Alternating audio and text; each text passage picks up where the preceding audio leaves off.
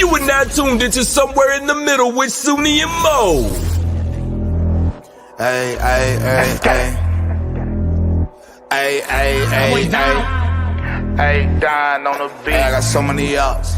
Everywhere I go, I got so many ups. So many ups. I know they plotting against me. I know it's hate, they wanna kill me, but please don't tempt me, cause I got so many glocks.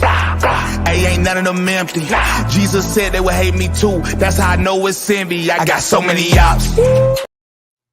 Hey guys, what's up? Welcome to the show tonight. Soonie is just stepped away for a second. She's going to be right back. She's here in the room with us, but she's off camera.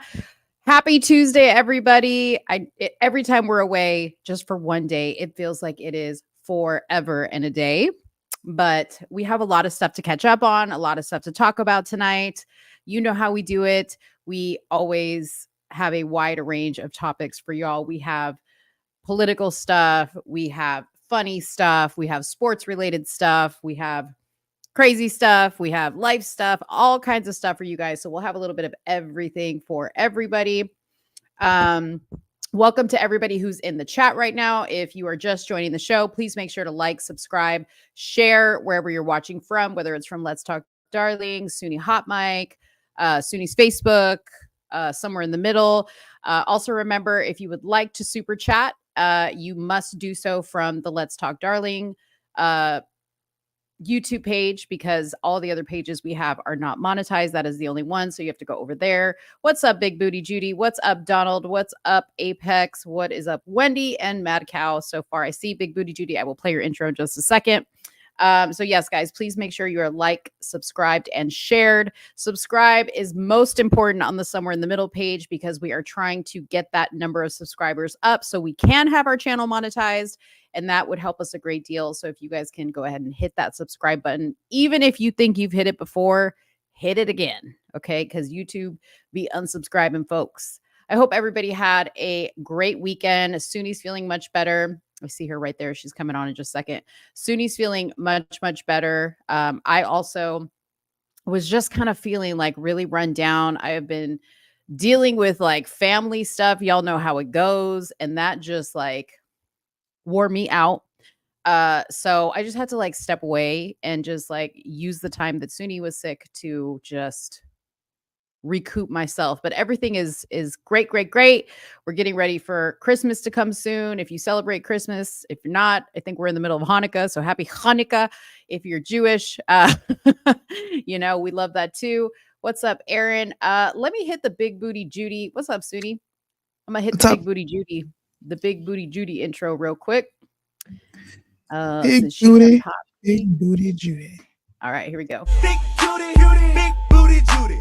What? Big Judy, Big Booty Judy. Big Booty, Big Judy, Big Booty Judy. Stop, I wanna see you move it. Yeah. Big Booty Judy, Big Booty Judy. Big Booty Judy, that's Big Booty Judy. Big Booty Judy, that's Big Booty Judy. Big Booty Judy, that's Big Booty Judy. Her back is like stiff. She's like, she said. Hey, that's awesome. Erin said she got 4 notifications. That's what we like to see. Beautiful. Now we just got to get the other 2 pages going. But you know what? Honestly, I did get an email from YouTube saying that I lost access to a lot of my professional tools. I'm like, how? I didn't do anything. And they were limiting my ability to actually my reach. I have to show you that email. That's great. Like, okay. On which one? On Hot Mics? On Hot Mic, and the one that just got eligible for monetization. Yeah. Dang, they bring you up and then they're like, no, never mind. We're gonna pull you right back.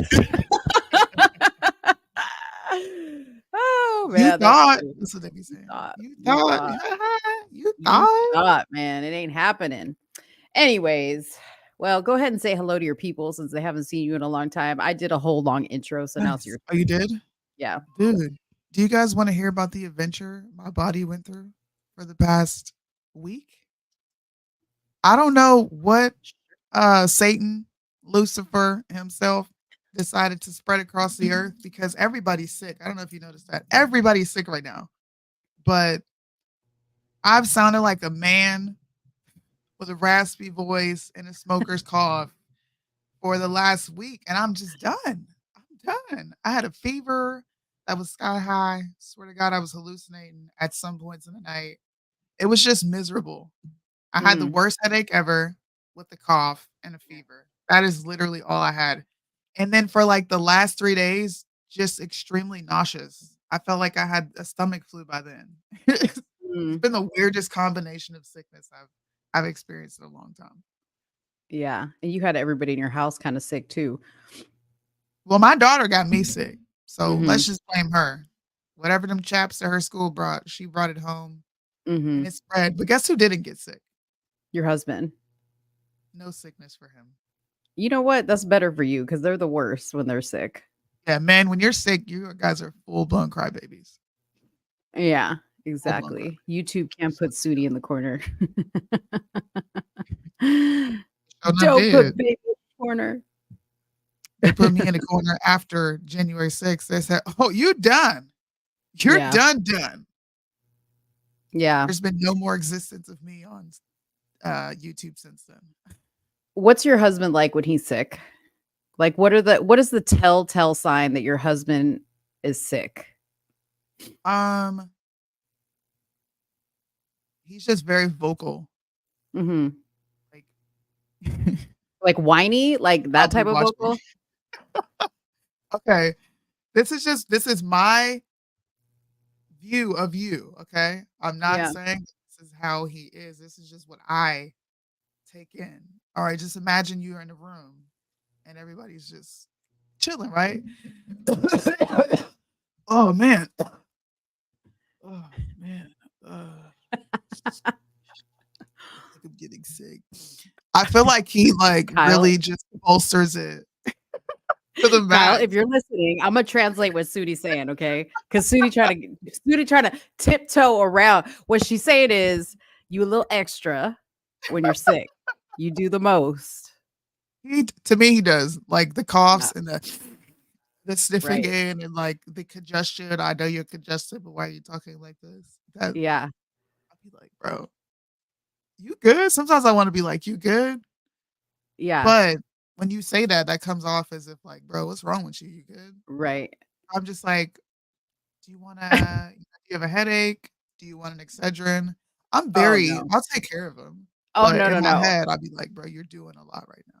You're doing the most. And this is what they do when you try to offer them medicine. Because why wouldn't you want to take medicine? Because that makes you feel better. So, like, a logical And they person would be refuse like, it. medicine makes me feel better, and I refuse medicine. But then they're just like you said, like extra with the cough. Dave, he limps. It doesn't matter what's going on. Like, he could have allergies. All of a sudden, his legs don't work. He's limping around. He's like, That's he's funny. he's got this look on his face like that just looks like it's the end of the world. And then I'm just like, you want some medicine? Oh, no, no, no. I'm gonna tough it out. And I'm like, but really, you're making my life miserable. So can you just take the medicine for my sake? And girl, dude, like I think last time Dave was like super sick, I actually dissolved like a couple of like sleepy time medicines like in his tea because he refused to take medicine. And so like I put like some like the gel, I like You spiked put it, his drink. yeah, I spiked it so that he would fall asleep. Did he fall asleep? Yeah, because I couldn't take it anymore. She over there Chugging fucking her it. husband up. You don't even know. Yeah, I was like, oh You better be Lord. inspecting your drinks from now on when you're sick, Dave. Be looking for the powder at the bottom, see if somebody just recently stirred it. I love being sick. There's a guy in the chat. They're saying this is so accurate. It is. I don't know what it is about men when they're sick. It's only Yeah, when they're sick. Like they can take on the world. As far as I'm yeah, concerned, Kyle's Superman, not only to me, yeah. but our kids, right? But when he's sick, I just be like, dang, man, I love you and I'm gonna take Biggest care of you, but baby. you're doing way too much right now. I What you know. doing? I know. I always have What to you like doing? remind Dave, like, I'm like, I pushed a whole ass human out of my body, and pretty sure I had dinner on the table that night. Just saying. Oh man. They're gonna start calling you Cardi B. Uh-oh. Uh-oh. Does Drugging your she husband. Oh my gosh. yeah, not over listen, not overdosing. I was just giving him the dosage he needed that he didn't want to take. You know what I mean? Listen, don't do it. Oh gosh, here we go. Look at your drink. Make sure.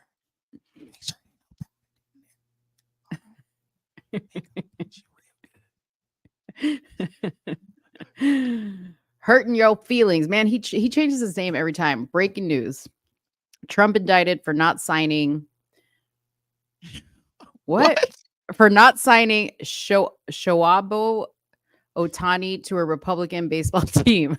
Otani signed to the LA Dodgers $700 million for 10 years. I just saw that. I scroll past so much, y'all, because I'm like, I really don't care how much this spoiled athlete is gonna make over the years he's playing. $700 million. That's a lot. To swing a bat. And you're not even going to look good in your pants. You know what I mean? Oh, Because, here like, we as far as I'm concerned, baseball players, like, why do you guys allow your put on a smaller size? Because if I'm going to have to suffer through the sport of I baseball, cannot believe the you. least you can do is have tighter pants on. So I got something to look at. Why do you think I stay watching football games, even though The I least don't you really could do, care? huh? The least you could do. I'm just saying. Guys, as you're coming in, please make sure you drop your location. Please make sure you hit the thumbs up so this video can get out there. If you're watching on YouTube, not YouTube, but if you're watching on Facebook, please hit the share button, because that is honestly how it works on Facebook. If you share it, your friend shares it, and then 10 more people share it, a bunch of people show up. So please share the live. And listen. Yes. Here we go. Don't listen. See, look, you want to this is my new stress ball. See these coins? Oh. If I feel stressed or like anxious, I get the coins and I flip them. And I felt a cockroach walk in the room, because you know that's what Cowboys fans are. They don't listen. They don't die. They multiply. Okay? They're like roaches. That you turn on the light and they scatter. And the light being, you had a winning season so far. I understand. But if you don't have a Super Bowl ring, I don't want to hear about no Cowboys. You need to get past the NFC playoffs. Get past that for me. Not the NFC, I'm sorry. The AFC, please. Because I just can't. I can't. The stench of Cowboy fans just...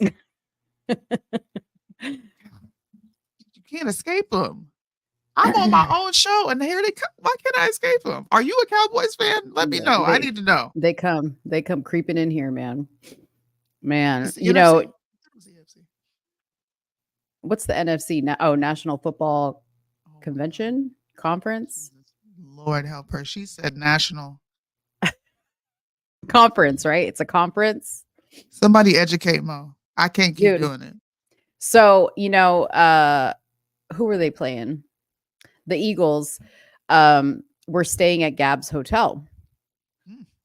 Gabby texts me and she's like, "Oh my gosh, Mom, I just ran into Jalen Hurts." Girlfriend almost lost her mind when she ran into Jalen Hurts in the like she sent me like the emoji with like the cry face, and she was like, "He's so fun in person." And I was like, "Yeah, I know. Like, I know he's fine, girl. He is super cute." Super cute. That is your daughter. That is your daughter. Is Gabby off screen?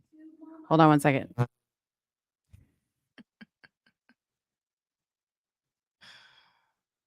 Come on, man. The stench of Cowboys fans. You can't help yourself. Yeah. You can't help yourself, Liddell. You got to come in our show talking about the Cowboys. Talk about how y'all the boys, you them boys, we them Come boys. over to somewhere in the whatever it middle, is. Joe. Come over to somewhere in the middle. If you want to see where everyone else is, that's usually where everyone else is tuning in at. Yeah. We just put our other YouTubes up so people can come over and gravitate to one streaming source. I'm sorry. Watch my mouth. I'm done talking about your Cowboys until you make it to a Super Bowl and you win the NFC playoffs. I don't want to hear it. A winning season means nothing if you don't have the ring to go with it. You did all that winning just to lose. That's the biggest L you could take in the NFL, man. God damn. How do you win that many games just to lose the Super Bowl and actually not even go to the Super Bowl? Which I don't think the Cowboys will be in the Super Bowl. And if they do go, I'm definitely counting on their loss. Like, how close are we to seeing who goes to the Super Bowl? Well, about 2 months. Okay, because it's in February. Yeah. Super Bowl's in February, so pretty much like 2 months, a month and a half. And it's going to be in Las Vegas. The Super Bowl is in Las Vegas this year? I didn't know that. I think it is. Yeah. Okay. Well, enough about the Cowboys. We good. We good there. Yeah, I can't take it no more. We are going to have a sports topic, though. We're going to be talking about Coach Tim Newman from Surviving VUL. Crazy hashtag that you guys should check out. Surviving We're talk VUL. About Surviving VUL. Okay. We're going to be talking about that. Some of the other things we're going to be talking about is there was against a woman. Initially, they ruled in her favor. Sorry that I'm frozen. I think we're both frozen. Hold up. Let me just wait and see. Oh, no. Yeah, we're both frozen, but I can hear you. Anyways, Texas Supreme Court ruled against a woman who sued to have an emergency abortion. Initially, they ruled in her favor to be able to get the abortion, and then they reversed that. And we're going to talk about that story because she's now headed to another state to try to get her abortion. Then we're going to talk about the new movie, Leave the World Behind. Soonie and I both saw it. It's been going viral on TikTok and everywhere else. People are either loving it or hating it or super confused by it. If you haven't seen the movie, we're going to tell you about it here. We're going to be talking about, because this is something that spilled over from the week that we couldn't do the show because Soonie was sick. But we're going to talk about the lady Lanisha Henderson, who tried to burn down Dr. Martin Luther King Jr.'s childhood home. We are going to be discussing that case because that had a very interesting turn to it. It's had a couple of turns to it. If you didn't watch the Alex Jones on the Tucker Carlson show on X, we're going to be talking about that a little bit. There was also a big town hall with a lot of people that everybody was freaking out on. Tucker Carlson, Alex Jones, the Tate brothers were in there. Vivek came in there for a little bit. It was just a bunch of people were in there. We're going to talk about it because everybody wants to talk about it. And then because we didn't get to live stream this or discuss it, we're going to do a recap on the GOP debates that just happened in South Carolina. And last but not least, we're going to be talking about the University of Harvard president who is accused of antisemitism. As of earlier today, she was looking to get released from her position there. But as of right now, her job is safe. But we shall see. You're muted.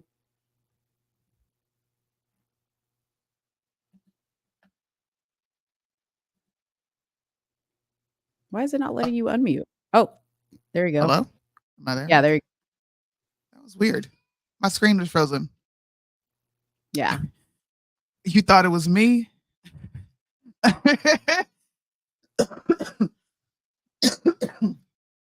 Talk about how gift card scammers are stealing your money. I don't know nothing about that. I never got scammed by a gift card scammer. I didn't even know that was a thing.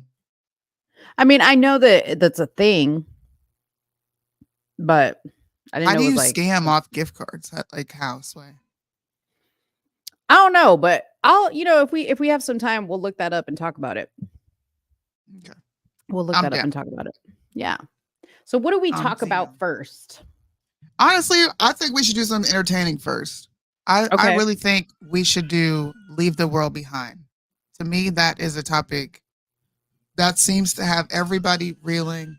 I sent you a video on Instagram. Hold on 1 second. I will be right back. I'm so sorry. Yeah, and while you're doing that, I'm gonna read a little bit about Leave the World Behind so you guys can understand what it is we're talking about. So, this is a movie that is on Netflix right now. You may have seen it across your TikTok pages. It is starring Julia Roberts and who's the other guy? Hold on one second. You know what? Let me read up about it. I don't know why I keep freezing. That's so weird. I'm going to read up about it, but it's starring Julia Roberts and another very well-known actor, which we're going to show you a preview of it as well. But let me just read to you a little bit about this movie. So this is a thrilling piece of work that strikes the right balance of apocalyptic tension and realism. And part of the reason why it was able to accomplish this may be something that some of you guys don't know that have seen this movie, is that Barack and Michelle Obama were contributing producers on this film. Now, if you don't know, Barack and Michelle Obama are also majority stakeholders in Netflix. Okay, so that doesn't surprise me too much. But if you see this movie, it's really going to pique your interest that they were contributors to this movie. So the psychological thriller is based on Ruman Alam's 2020 novel of the same name, which achieved critical acclaim. I'm in the process of reading that novel right now because I was so intrigued by the movie. It follows the story of two families whose lives become intertwined after a blackout becomes a major crisis. The film adaptation of Leave the World Behind boasts an incredible and star-studded cast who strongly contributes to the way the twists and the turns of the book expertly come to life on the screen. In addition to the cast, part of what leads to Leave the World Behind's positive review is how the characters interact with the complex scene put in front of them. The film also chose to take some creative liberties when transitioning from page to screen, including altering the ending, which ended up working to its advantage. The apocalyptic nature of the movie was able to serve as the background to the film to explore things like race relation and class tension. The Obama family was able to help bring this to life thanks to their large contributions financially to the project. Both the former president and first lady, Barack and Michelle Obama, played major roles in the film. In 2022, the production company founded by the pair, so their production company, founded by Michelle and Barack Obama, signed on to produce the thrilling project. Barack was especially invested in the film, providing valuable and detailed notes on the script. Again, once you see the movie, the notes that he could have provided on the script are going to intrigue you. Leave the World Behind's director, Sam Ishmael, revealed that he would ask the former president for advice when penning the original drafts, as it helped him root the story in reality. So that is an important part of it. It was very important that this story and the storyline was rooted and in reality and as realistic as possible. Although the piece of work is fiction, Ishmael's goal was to keep it as lifelike as possible, and Barack Obama helped him to achieve that. He provided notes on the characters and the empathy the film should possess when portraying them, as well as when certain plot points were too bare or unlikely. The Ishmael explained that the former president is a huge movie lover and fan of the book. Okay, so basically, to give you guys an idea before I show you a clip of this movie, is that this family, Julia Roberts and her husband, Ethan Hawke, who's played by Ethan Hawke, decide to take their family out of town. They live in New York. They decide to take their family to, it looks like they're in the Hamptons. Okay. They take their family, they rent a house in the Hamptons, and lo and behold, their first night in, they get a visit from the owner of the Airbnb that they are staying in. Now, to preface this, Julia Roberts from the very beginning of this movie is painted as somebody, in fact, she says this outright, that doesn't really particularly enjoy people. Okay, she loves her family, but she's going to this island to get away from people. Okay, to disconnect from the world, hence the title Leave the World Behind. Sorry guys, I'm getting the preview here. So the owner of the Airbnb comes to pay them a visit, and she's very skeptical. Okay. The owner is an African-American man, And it's kind of assumed at the beginning of that interaction that she's skeptical, maybe because this is a very big house in the Hamptons. And here she sees this black gentleman show up. That's what I think they're trying to imply in the movie. Here she sees this black gentleman show up and she's not quite sure. Are you the owner of this house? Are you not? Okay. He explains, hey, there's been a blackout in the city. I realized I had a house here, figured the power might be on. I know you're here, but I'd be willing to compensate you if you let us come in and stay here. Okay. So at first you start to think that this movie is going to be kind of like a very suspenseful, like something scary is going to happen. These people are shady, but it evolves into much, much more. Okay.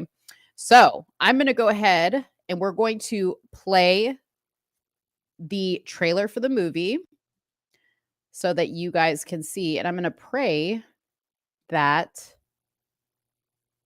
my computer stops glitching because I'm experiencing some drag here. But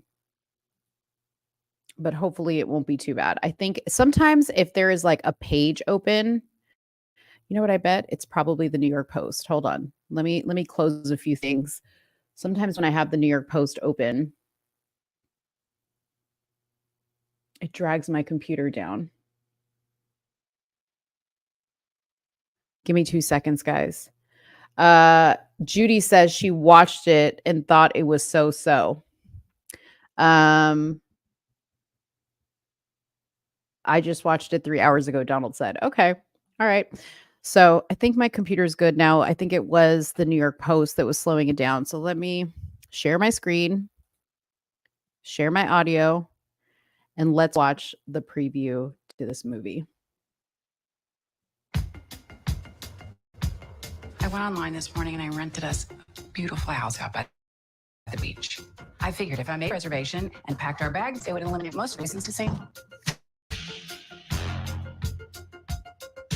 Wow, this is nice.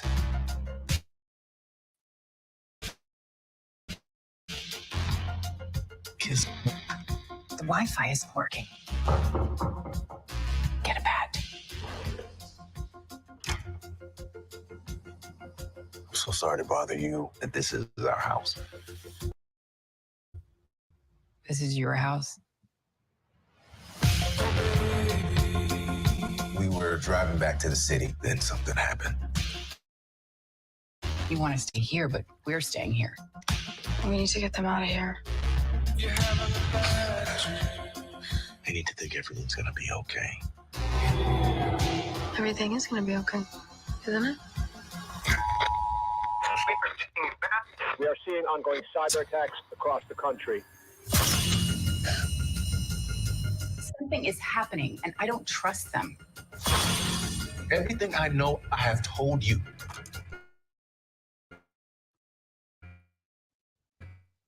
I don't believe you. It's your business. Get in the car right now!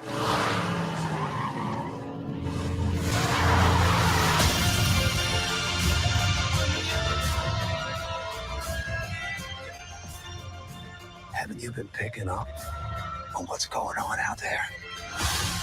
Whatever it is, it's happening to all of us. I just want to know, what is the truth?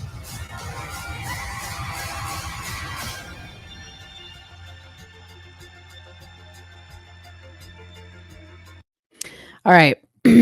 So that's the preview for the movie. Honestly, if I was Barack Obama and Michelle Obama who produced this movie, I would have worked on a better trailer. Because the trailer really doesn't tell you the interesting parts about this movie. Okay. So I'm going to, if you guys don't want to know, this is a spoiler alert right now, just jump on out. If you guys are like, I need to be fully intrigued to watch this movie because that trailer completely sucked, I totally agree with you. So I'm going to give a little bit more information. I'm going to give my thoughts and then I'll let Soonie go because we have not talked about this.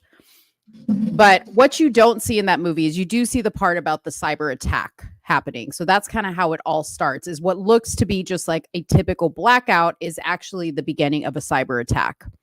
And they're noticing that ships are beaching themselves, planes are crashing, all the Wi-Fi's down.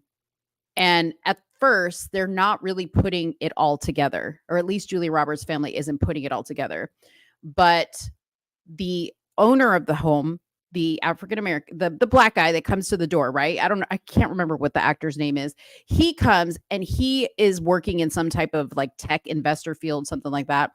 And he starts to explain to her that he works for very elite people. In fact, he refers to them as the cabal. Now, for those of you guys that know about the cabal and all that other stuff, you know that there is rumored to be a cabal, which is a group of elite people, celebrities, whatever, politicians. And he actually says in the movie, it's a very prominent businessman.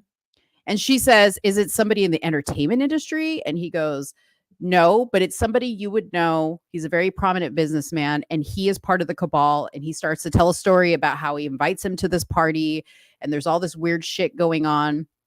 And at that point, he realizes that there's a group of people in this world that have access to things that regular people don't. Okay. So this is where Barack Obama being a producer on this movie and being brought in to provide accuracy makes this all very interesting, because what Barack Obama is rumored to be a part of this cabal, in fact.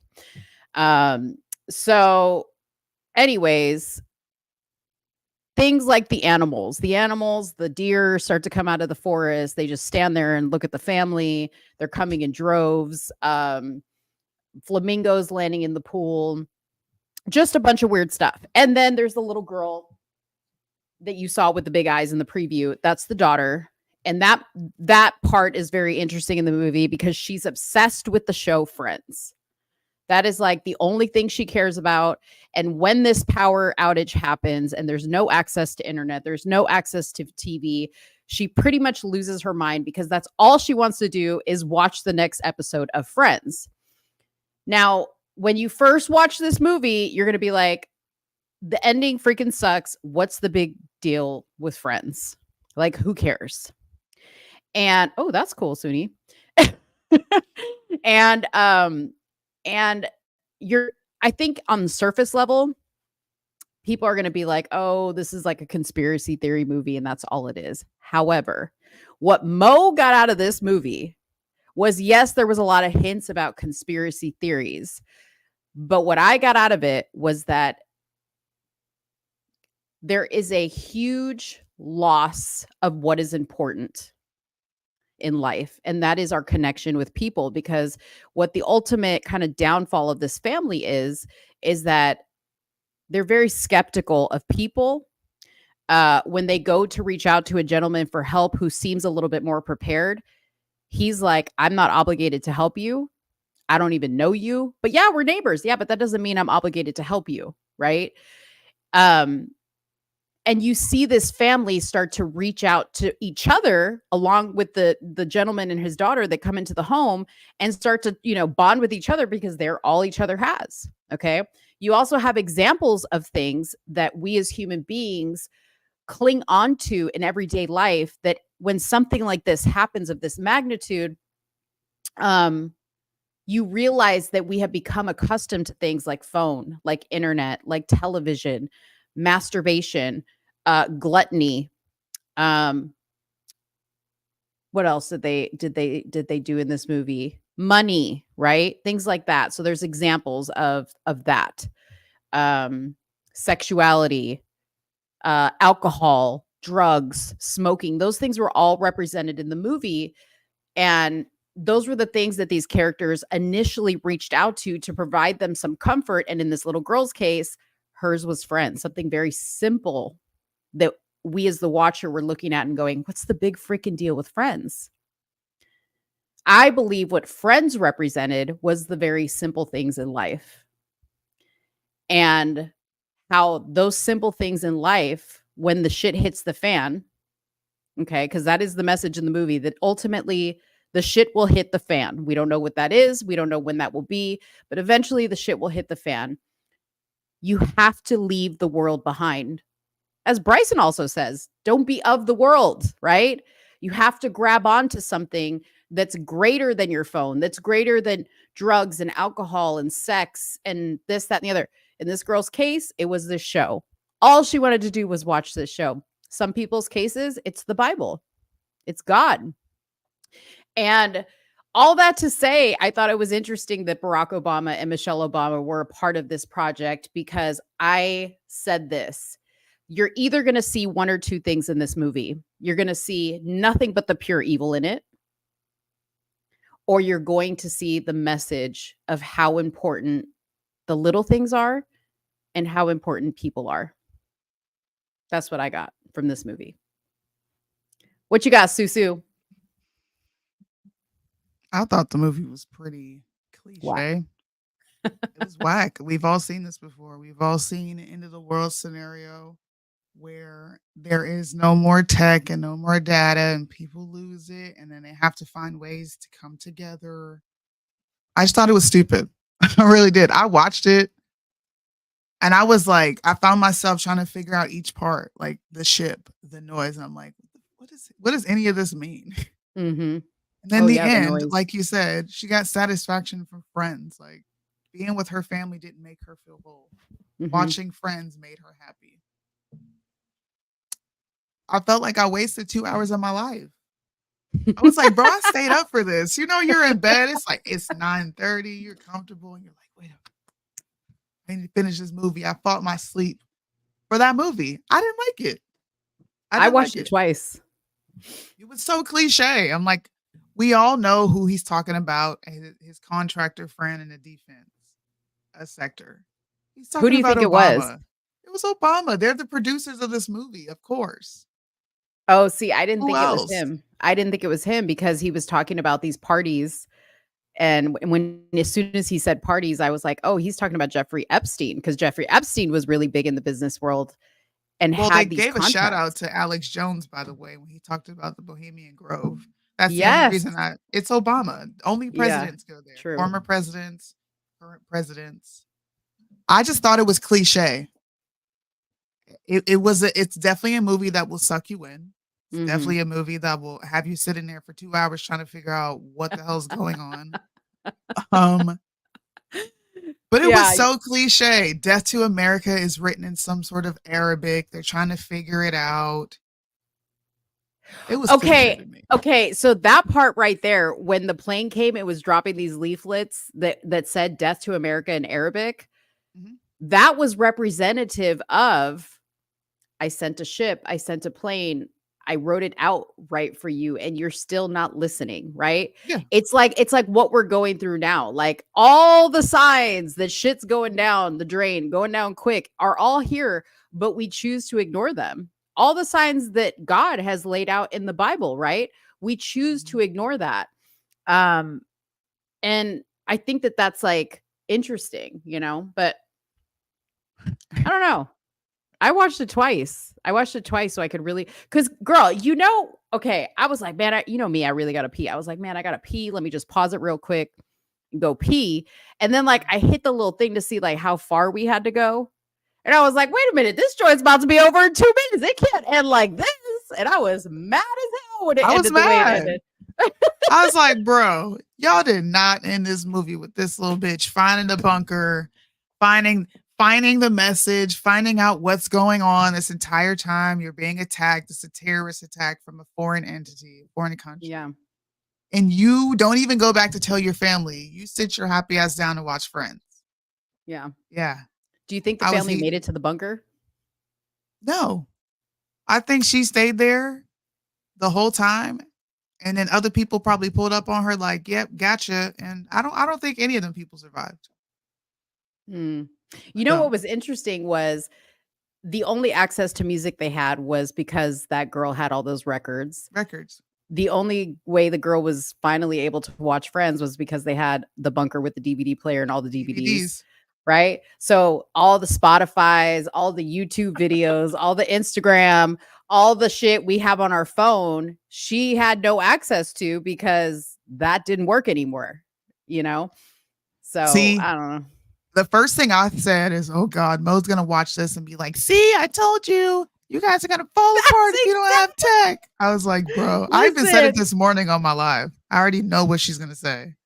Oh man. No, that was the first thing I said is Dave said, you know what's crazy about this? I was like, what? He was like, there's only gonna be a few of us that really know how to get things working, because these kids, man, they're not gonna know, because all they know is Exactly. techie stuff, right?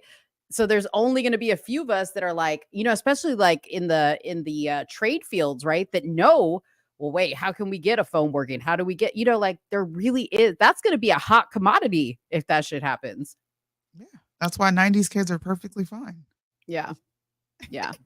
And But yes, it was them throwing the truth in our face via a movie. Now, that's another thing that's interesting, because the number one rule of being a part of the cabal, rumored, because I don't know, because I'm not part of the cabal, that it is part of the rules that they have to tell you exactly what they're doing and how they're doing it, because that absolves them of being able to say they're doing anything evil, because it's not your fault. It's not their fault that you don't pay attention. That's what it's they not their say. fault. It I looks want to like know. you took something valuable from it. It Mhm. looks like I took something valuable from it, but I feel like it's something we've already seen before. Like, this wasn't a new movie. Mm, It's like those environmental movies that talk about climate change. The Day After Tomorrow, The Core, where they mm. have to go to space and divert this massive crisis from happening here on Earth. That's what I felt like it was with this movie. You feel like it was Except just a recycled, it's just a recycled concept of them talking right? about a cabal and them having information, and we're all stuck down here. What's that movie? Um, I forget. It's a new movie, but it's once again about there being 2023? no ability to talk to people. Dang, it's a new movie.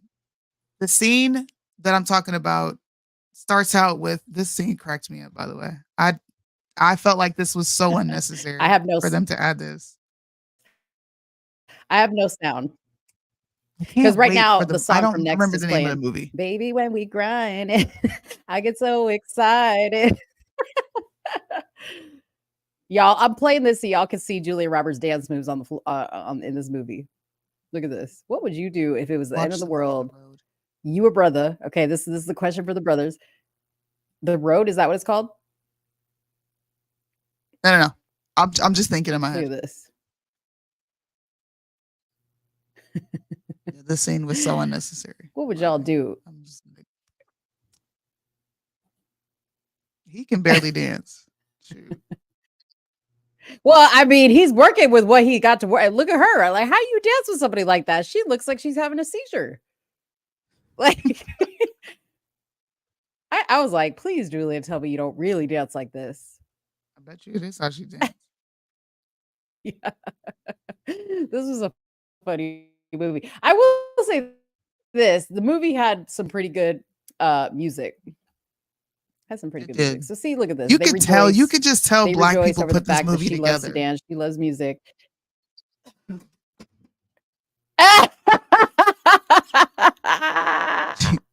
She needs some seasoning. Oh gosh. Exactly. She needs some Lowry's. Yeah. She need- Y'all, please don't pull people out of this chat, because I don't appreciate y'all taking us away. It's important that Somewhere in the Middle gets the action. I get the hot mic chat or whatever's going on over there is great, but y'all watching Somewhere in the Middle, can you all please bring the conversation over here? Please stop pulling people away.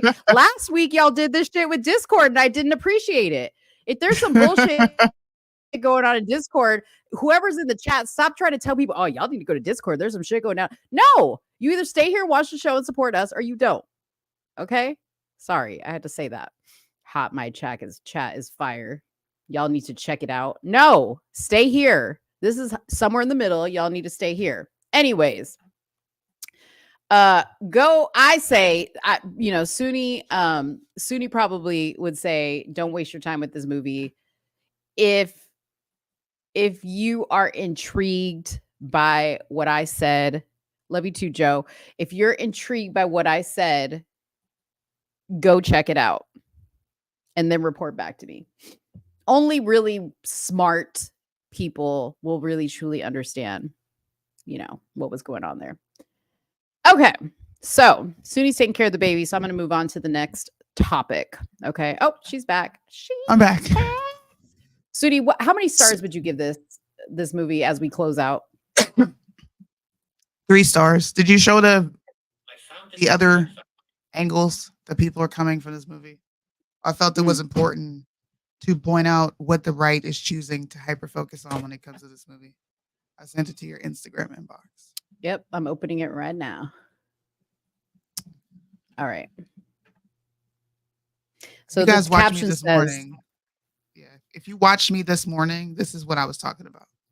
okay, so the caption says, just imagine the roles were reversed here. Imagine for a second a new Netflix original release comes out and this is said, but this time it's a white father and daughter, and the daughter says what this girl says, but replaces white with black. Imagine what would happen. But with this, nothing, not even a slap on the wrist. Anyone know why? Okay, so let's play this and see what it's all about. For you to remember that if the world falls apart, trust should not be doled out easily to anyone, especially white people. Even mom would agree with me on that. I'm asking for you to remember. So you're saying because she was in bed with her dad and she says, white people. I'm like, only black. Why are you choosing to like hyper fixate? And the comments are golden. You can scroll through the comments while I'm trying to rationalize why white people, white conservatives, okay, to be precise, are choosing to make this like it's like some racial undertone, and this is predictive program. He followed this up with predictive programming. They put these things in the movies. I was just like, listen, have you never watched a movie where a white woman has had a mistrust of a black person in the film? Because I've seen it 1,000 times. It happens. Why are we choosing to be sensitive about this girl? Just imagine right now, okay? This is probably how most black people think. It just is what it is. And this is probably how most white people think, especially in 2023. You all probably had this conversation of, you listen, a lot of black people are Democrats and they probably support BLM. Should we all fall apart and make a big spectacle? Wait a minute. Let me watch this. Are you really tripping over this dumbass scene? I'll be honest with you. This scene is so stupid. I'll be honest with you. This scene, I couldn't even tell you what they said when I first watched it. I knew when I watched it, I said, watch, conservatives are going to pick this clip out of this movie and cry like little victims. And that's exactly what's going on, bro. Let me watch it one more time. Watch it one more time. If the world falls apart, trust should not be doled out easily to anyone, especially white people. Look at this comment. No reversal necessary. This movie is rooted in bigotry. Bro, what? Oh my. So much symbolism in this movie. I expected it, but I was surprised how much they pushed in this one. The very beginning, Julia Roberts displays mistrust of a black woman and a black man walking in the middle of the night to knock on the door. She didn't even believe it was their home. So Ian Winster, this is Ian, bro. We've talked several times, my guy. Pull up the clip when she doubted these people multiple times. Multiple times just based on their race alone and them not living here. Yeah. Shut up. I'm sorry. Listen, bro. When I saw so many white conservatives do this proves that you have what's called white fragility. I mean, watch the damn movie, bro. It's not that serious. Do you think, like, in a way of them putting in this movie, it was just like propaganda, like, you know, because they make a big deal out of like white Christian nationalists and all this other stuff? Like, do you think that was part of it? Yes. I just watched another TV show where this lady was like, and don't bring no Republicans in my house. Bro, these are real thought patterns that people have. Half of y'all don't want to sit at the table with a liberal, but you're crying about this. You're mistrusting of liberals. So we can label people by political faction, but don't do it based on race. Like, don't make a judgment based on race, but we can make a judgment based on who you vote for. How is this not racism? Like, bro. This is dumb. I guess everybody missed the bigotry and the racism when she thought it wasn't her house. I didn't even pay attention to this part, to tell you the truth, and I didn't think either way about it. Like, I wasn't like, oh, that's so racist for her to say that, because to be honest, the whole movie was loaded with messaging. Entire The movie. entire movie, and it wasn't like one-sided messaging. There was On both messages sides. on both sides for all types of things. For all types I'm of sorry. things. So I was tripping. I left a comment on his page. I'm just like, yeah, I saw that. Here, I'll read are you Soonie's really comment. crying about this? Soonie said, bruh, are you really crying over this? One scene, it's a movie. There's plenty of movies depicting blacks as thugs or untrustworthy. Yeah. Ain't nobody tripping. What's the first thing people want to say? Oh, it's just art. It's just a movie. Who cares?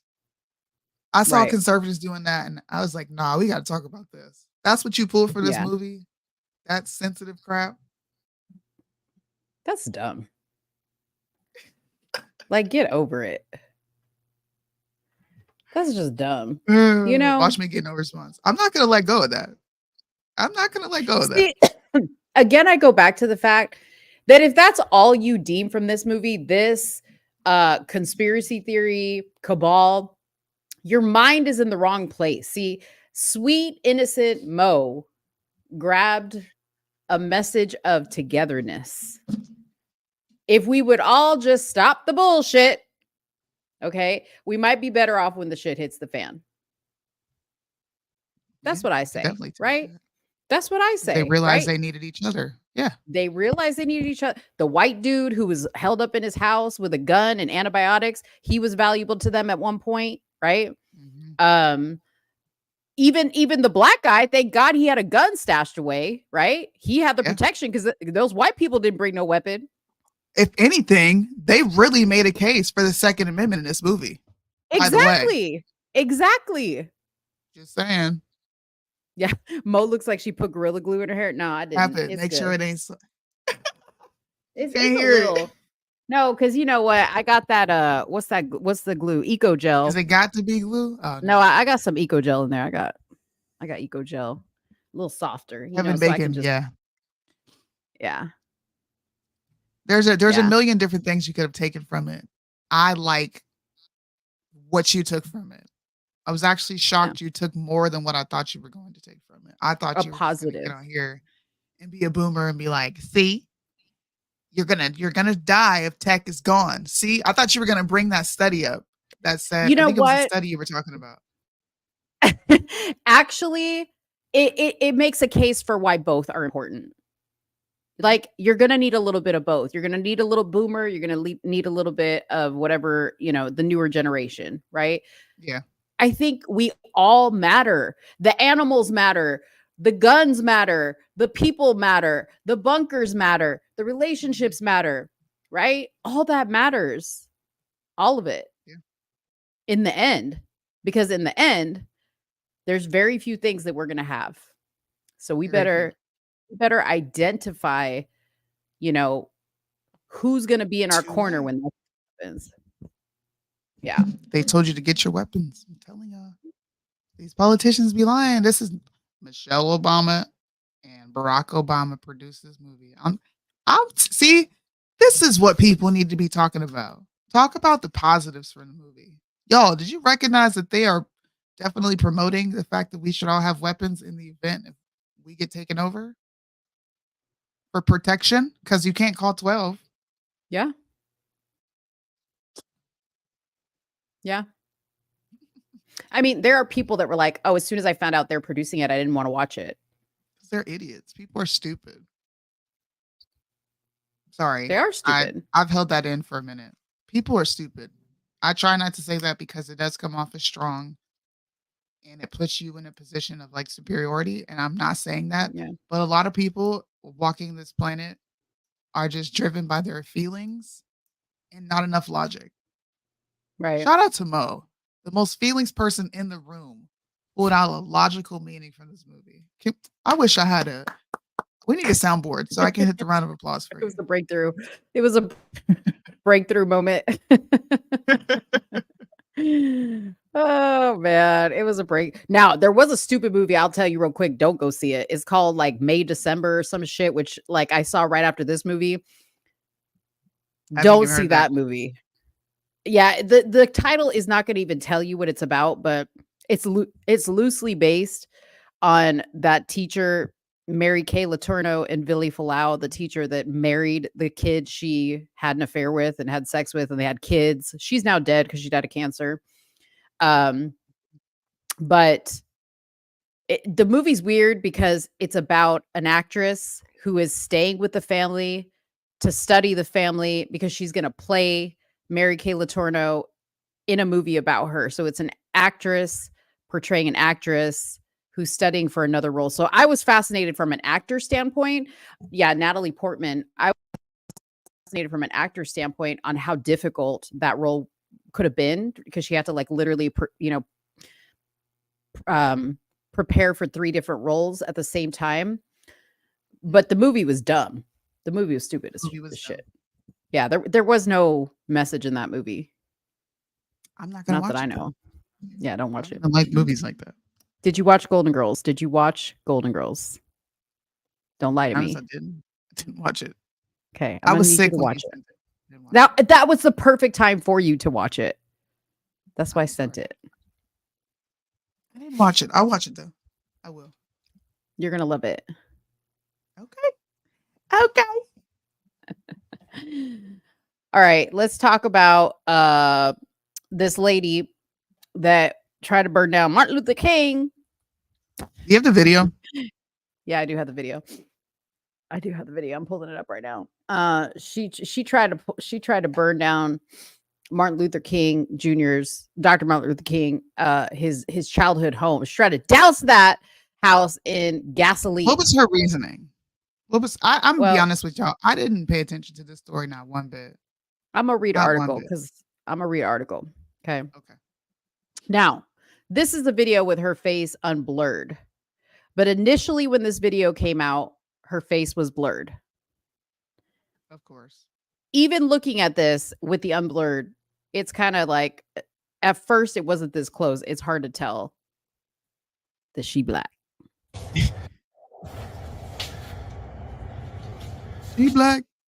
What are you doing? What are you doing? No, that's gasoline. Was there some type of direction? Or so what happened here is two off-duty police, New York Police Department officers detained her. This was in Atlanta. They detained her until the police got there. Okay. So here's what the story is. So the woman accused of attempting arson at the birth home of Martin Luther King is a decorated military veteran. Lanisha Santrese Henderson, 26 years old, is a veteran warfare specialist in the U.S. Navy and received multiple awards during her service. Henderson received a National Defense Service Medal and Good Conduct Medal during her service. She was also given the Navy E ribbon, among other awards. She has been charged with attempted arson and interfering with government property after she was seen on camera pouring a flammable liquid onto the porch of the historic wooden property on Thursday. There she is right there. The footage also shows the woman, who was dressed in all black, dousing plants and emptying the liquid against the window of the Auburn Avenue house, which is located just blocks from King Center and King National Historic Park. She was stopped in her tracks by 2 tourists and then apprehended by 2 off-duty New York police cops until Atlanta police arrived on the scene to arrest her. She's been charged with attempted arson and interfering with government property. They just repeated that. The footage also shows the woman, who was dressed in all black, douse. Why is this repeating? What the hell? She was stopped in her track. What the fuck? They just copied hold on, and pasted it again. Let me skip down. Yeah, right. That's really weird. Hold on. I'm trying to get to where it explains. Does it explain? No. I don't think it explains why she did this. Let me see if I can find an article. But what do you think about this? Because first of all, it was hidden from us that she was black because her face was blurred, right? Mm-hmm. Then the blogs were reporting, all right, she black. But the thing about it is that she's a Trump supporter. Okay. And then when people were just like, what? Where are you getting? She's a Trump supporter. Then they were like, y'all, we need to have sympathy for her because she's got mental health problems. Okay. So they done gone around every avenue they can go around because she ain't white. Okay. Because if she was white, it would be this is racist. Because Yeah, for sure. before it was revealed she was black, the comments were like, well, see the hate that Trump has created in this country. You know. So, because this has happened years ago, I just feel like this is a repeated behavior that happens every couple years next to an election. Another woman did the same thing. I don't know if she was black, but there was already. Let me pull the article up. Okay. Wow, a celebrity died. This happened back in 2018. Woman charged with attempted arson. Andre Barr from Brooklyn Nine-Nine. Oh, the black dude right here. The guy that plays the detective and everything. He died. Wonder if he was jabbed. You see him in the corner there? I mean, he was 81. Oh, he probably died of He was old age. 61. Oh, he was 61. Oh, 61. Okay. Anyways, this is an article from 2018, y'all. All right. Woman charged with attempted arson of Martin Luther King Jr.'s birthplace in Atlanta. It just seems like a recycled story of somebody copycatting. I don't know if this woman was mentally disturbed, but same exact scenario. Preliminary investigation shows that the woman had poured gasoline on the property before people at the site could stop her. We believe That's this time she was pouring wild. gasoline on the porch and the door of the home. Their quick action saved a jewel of our city, something very important to Atlanta. A witness shot a video and broadcast it on local television, which shows a young woman dressed in black pants, black shirt, and black knit cap holding a large red canister on the front porch of the house, dousing the home with the liquid. Police report states she was not wearing any shoes. Two men from Utah who were in Atlanta for work decided to visit the historic home and noticed a woman pouring liquid on the bushes. What? According to the police report, they became suspicious when she did not reply, and they asked if she was watering the plants and other questions. Once they realized it was gasoline that she was pouring, they pleaded with her to stop, then saw no other option but to apprehend her with the help of other bystanders. Why is this the exact same story? This is from I'm not even making this up. It's 2018. You see it right there. That's crazy. That's to me, crazy. this is the same story that's already happened. It's like a glitch in the And matrix. who was Why are y'all recycling stories? And who was the person? It was a 26-year-old woman. They don't put her name out. They didn't identify her. Isn't that funny? They didn't identify people back then like they do now. Nope. Well, this lady's motive is not known, according to the police statement that they had put out. So we don't know her motive. I don't think there is a motive. I think people are crazy. And I really think that we do live in the matrix. And they just regurgitate news stories. I mean, recycle news stories. How is it a direct copycat from 2018 happening in 2023? That is a direct. Okay, that ain't even just like Correct. very similar. That is like literally, like you said, they copy and pasted and changed the names, and that's pretty much it.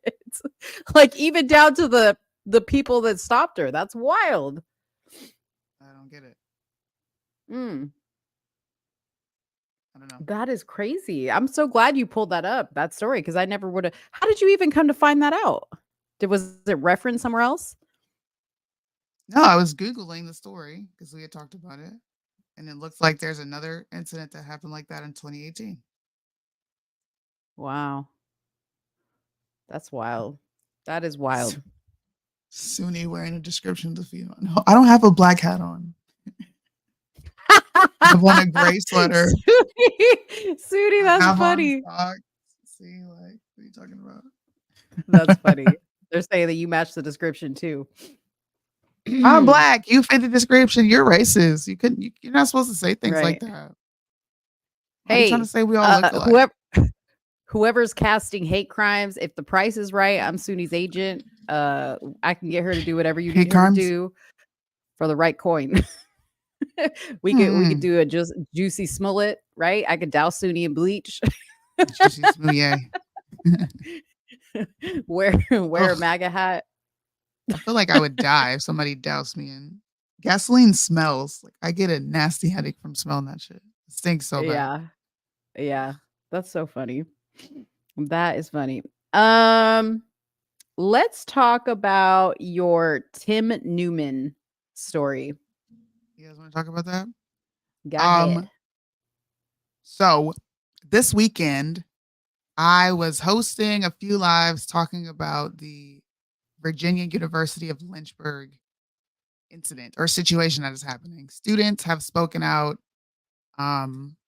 against their sitting athletic director, who is also the head coach, for scamming them out of hundreds and thousands of dollars. I'm going to pull this up on Twitter so y'all can see what I'm talking about. But Dell told me to watch the interview that Scotty over there at Off the Script had, because he's the one who broke the story. He's a sports commentator for HBCUs. He talked about this entire situation in which the students were being scammed. Sorry, one moment.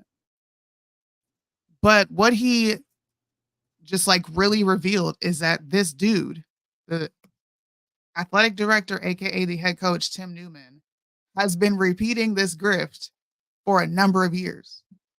Like, everything he's being accused of now, he was being accused of it years ago.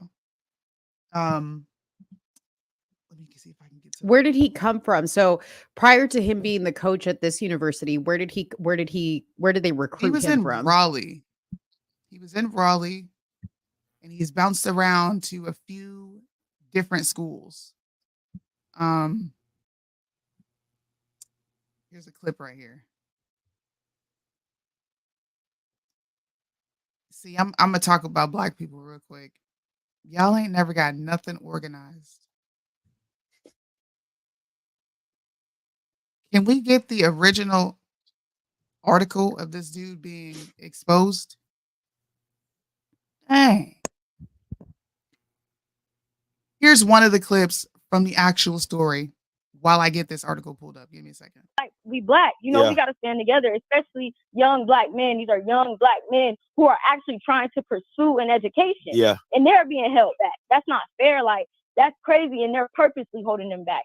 And I honestly, if I'm being honest with you, I think Coach Newman knows that if them boys don't got, if they don't got the grades, they can't transfer. Because like the coach said, the basketball coach, like she said, they can transfer their classes if their GPA good enough. But how your GPA gonna be good enough if your coach telling you don't go to class, come to practice?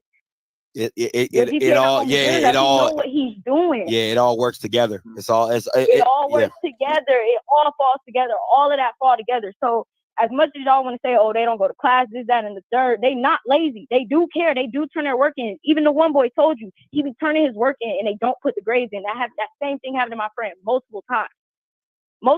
That's one egregious claim against this dude. But here's the actual article that you guys can go back and reference and look into this. And everybody should, if you are at the University of Virginia Lynchburg, you should definitely leave the school and all of its programs, because it's a nonprofit scamming ass school.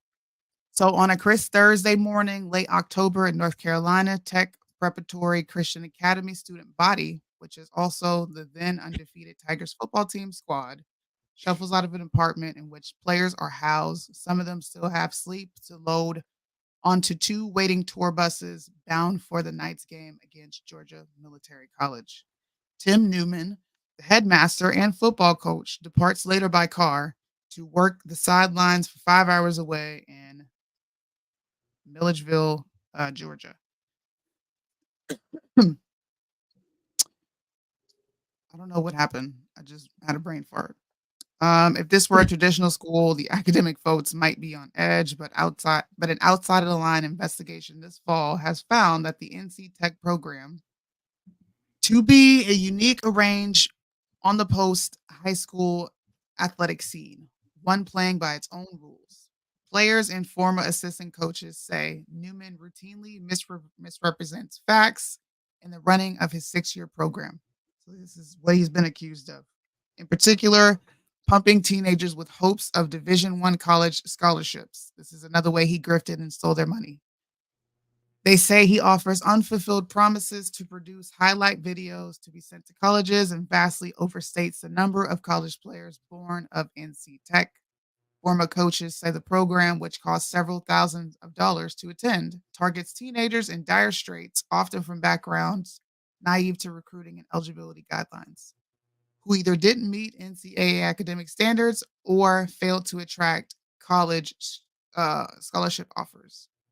No student attends class full-time on the NC Tech campus, which consists of leased space in an office park south of downtown. The school year that began in No July, student, or is that just the football students? No student? it says no student attends full-time class on NC Tech campus. So the campus that the school is supposed to be on, no student attends it full-time, whether you're an athlete or not. Mm-hmm. The school year that began in July is already complete. Even before the class of 2011 bid a final goodbye, the NCAA Eligibility Center in late October flagged the program's curriculum as not meeting standards for the second time it has in many years. Newman also stands accused of not providing classes as promised. So this guy, which was accused of this and found guilty of this in 2011, has since moved on to a program in Lynchburg, Virginia. He is running a program, an athletic program, in which he is targeting students that are naive to the recruiting process and also to the whole collegiate arena because they don't have the grades to even go to these schools. He did this on a massive level and just repeated his grift. And right now he's being exposed all over Twitter. He's being exposed all in the news again. 40 players so far, which is almost the entire team, have put themselves in a transfer portal so that they can get into a school, which they can play football and somehow gain a scholarship. Okay. So he took their money, the money that they got from FAFSA when they apply for financial aid. He's taking that money. I don't know what they're doing with it. Not putting it towards the classes, not hiring a proper faculty to teach the students. In the video that I had just showed you previously on Twitter, that young girl also talks about how the teachers at this school teach 4 or 5 different subjects and have not one degree in any of the subjects they're teaching. And this is not just a football program. This is every athletic program at the school. Taking money, pocketing it, and allowing these kids to fail and flunk out of college. I mean, it sounds like the whole school in general, not just the athletic programs, but because the entire school. I was pulling up some stats here because I didn't know anything about this story. So I asked P, my resident sports expert, and he said, well, the average GPA at the University of Lynchburg is 3.43. The tuition, this is crazy, is $9,168,000. That's not a lot of tuition, right? He said the head football coach is also the athletic director. Yes. He said that is a red flag. He said that is a red flag and tells you that there is zero money in the football budget. So what he said was, as a coach, why would you go to a school that has no money in the football program? Want to know why? Because number one, they're targeting probably coaches that aren't getting the opportunity to coach at an actual collegiate level against these D1 schools. They're targeting students with the schedule because this team plays D1 schools. They play Division I college teams. Yeah. So it's for a kid who is not getting the grades that he needs to even get into a college like this. This is a dream come true. I'm going to play these teams and I got scouts looking at me. And I'm being coached by a Black man. It's considered an HBCU. HBCU, yeah. It's luring those people in. Yeah. I said, without reading this story, just like from what P had kind of told me, because he knew about this story, Yeah. is I said the same thing. I said, like playing the other side of it. If I was, I mean, I don't know, I didn't know where this guy had come from. So I said, let's just say this guy was coaching high school football, and he gets a letter from the University of Lynchburg saying, hey, we want you to be a coach for our football team, blah, blah, blah, blah, blah. Like in my mind, somebody who would never otherwise get an opportunity like that is going to take it, right? So then P said, well, what about the parents? Like, what parent would send their kid to a school to play football when there is no budget in the football program, right? And this came up, like similar things have come up with Bethune-Cookman, which was, exposed by Ed Reed. And then of course, all the financial stuff that was going on at the Jackson State University through Deion Sanders. This seems to be something, and I want to preface this because P had encouraged me to Google how many college coaches have been involved in financial scandals. And this is actually something that is very prevalent no matter what the university. Okay. If you Google for yourself, you're going to be hit with one story after another about many universities and many college football programs, whether they have a lot of money or they don't have a lot of money, going through something like this. So my question is this really a story about corrupt universities and football programs, or is this a story about stupid people? It's a story about both. It's a story about both. Yeah. And the reason I decided to take Liddell up on his offer to talk about it is because Black people do a lot of complaining about predatory loans and just predatory agendas against them often when it comes to colleges. And HBCUs are supposed to be a safe haven for these Black students. They're supposed to be able to go there and get an education and not have to worry about getting, manipulated and scammed every which way. So not only is it what you and P just said, why are people so stupid? Where are parents actively a part of their child's educational process, whether it's going to college, high school, whatever? You need to be there to teach your kids these things. Yeah. But they're targeting a specific population. They're targeting these inner city kids that don't have a lot of money, being raised by single moms, and she trying to find a good avenue for him that's not in the streets and he's on the field. He's got some sort of male figure. It just brings attention to a wider issue, which is what we always talk about, fatherlessness. Right. If there was a dad there, this family and this kid wouldn't be getting manipulated out of his dreams of becoming a football player or going to school, whatever it is. Yeah. Yeah. I mean, I think it's sad if you're just going to single out, just HBCUs. I think it's sad that HBCUs are run by predominantly Black people, and Black people are taking advantage of their own people, which is nothing new. Right. Nothing new. It's nothing new. It's not, it doesn't go beyond. I mean, it doesn't just stay, secluded to universities. It is unfortunately all over the place, right? There was another story, and you don't know this one, but if you guys want to watch a really good show on HBO, go watch BS High. BS High. I've seen that. That is a story about Bishop Sycamore, a football team that was representing a non-existent high school, and the coach, Roy Johnson, is one of the most diabolical people you will ever see in this documentary. With a smile, okay, he details how he pulled off a scam, stealing money from these children, even outright saying, I specifically targeted these children that came from underprivileged neighborhoods, that were Black, that came from fatherless homes, that I knew they came from fatherless homes, that the mother was trying to make ends meet. Okay. And I specifically recruited these kids because I knew I would get them. They were great football players, and I knew I would get them because they needed an out. They needed to play football. They needed to go to school. They needed a place to live because their mama probably needed them out of the house. Right.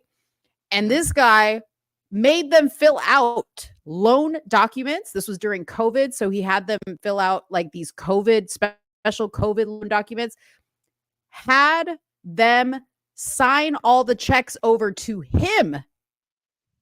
He had these kids living in squalor. He had these kids eating expired food, stealing from the grocery store because he was blowing all the money away.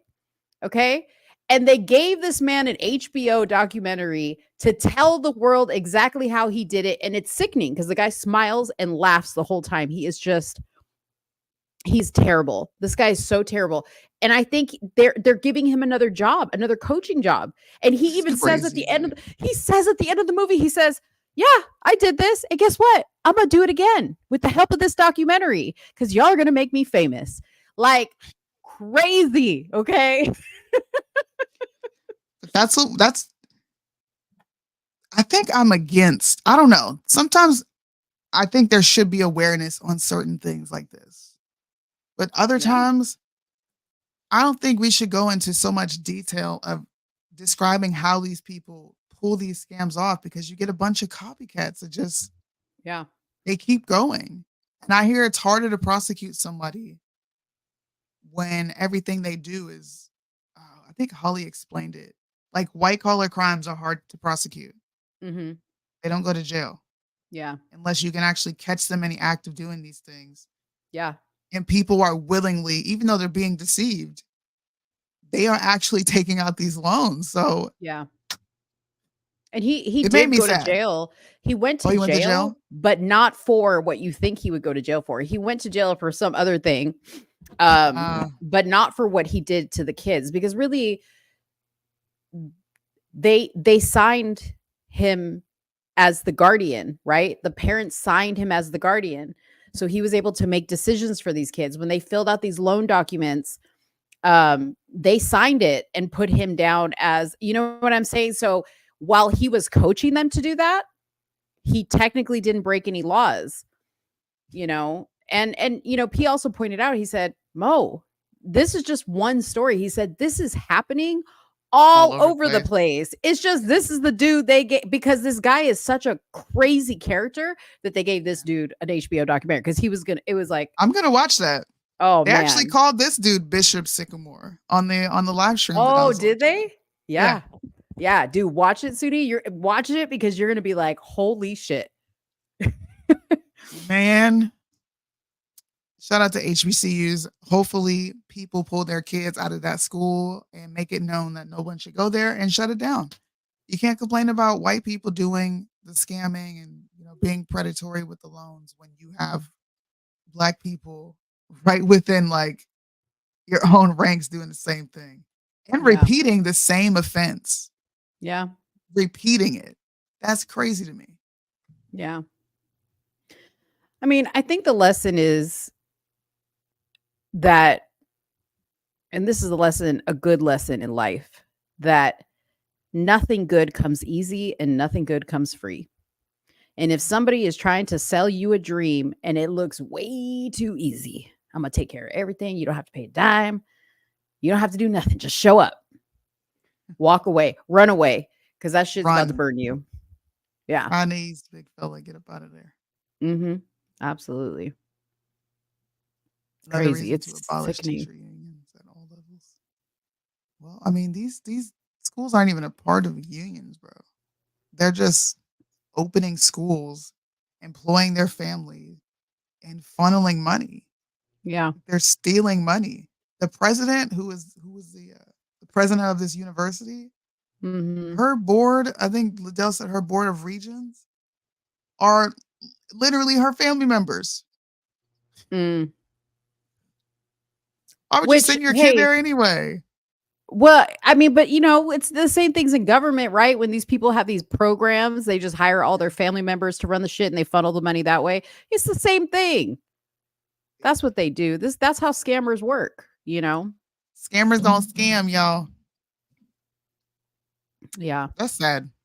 It's sad because, you know, at the end of the BS High documentary, they have like this reel from the kids, you know, whose dreams were crushed because, you know, it's very, you know, time is of the essence when you are trying to go to college and play football professionally, time is of the essence, and you only have a small window to be qualified for certain things. And these poor kids, like, they were getting hurt. There wasn't proper medical care for them. They were obviously being lied to. Nothing they were doing was really counting for anything. So it was heartbreaking to hear that a lot of these kids' dreams were crushed and their worlds were changed and they were taken advantage of. That's what was really, really sad to see. So go check out BSI. Perfect Go check out name. BSI. BSI. BSI. I don't know who Hannah Payne is. If you want to send me, I don't know who Hannah Payne is either. yes, if you want to send me something, go ahead, send it to me. Oh my gosh, I'm something in my eye. Sorry. Let's see if we can find. You got any funny stories before we put like a real story back in here? Funny stories? I mean, to me, this whole university thing is pretty funny. That's just me. I mean, if you want ratchet TV, men are speaking out against BBLs. I don't know if you saw that. Oh, okay. Let's hear it.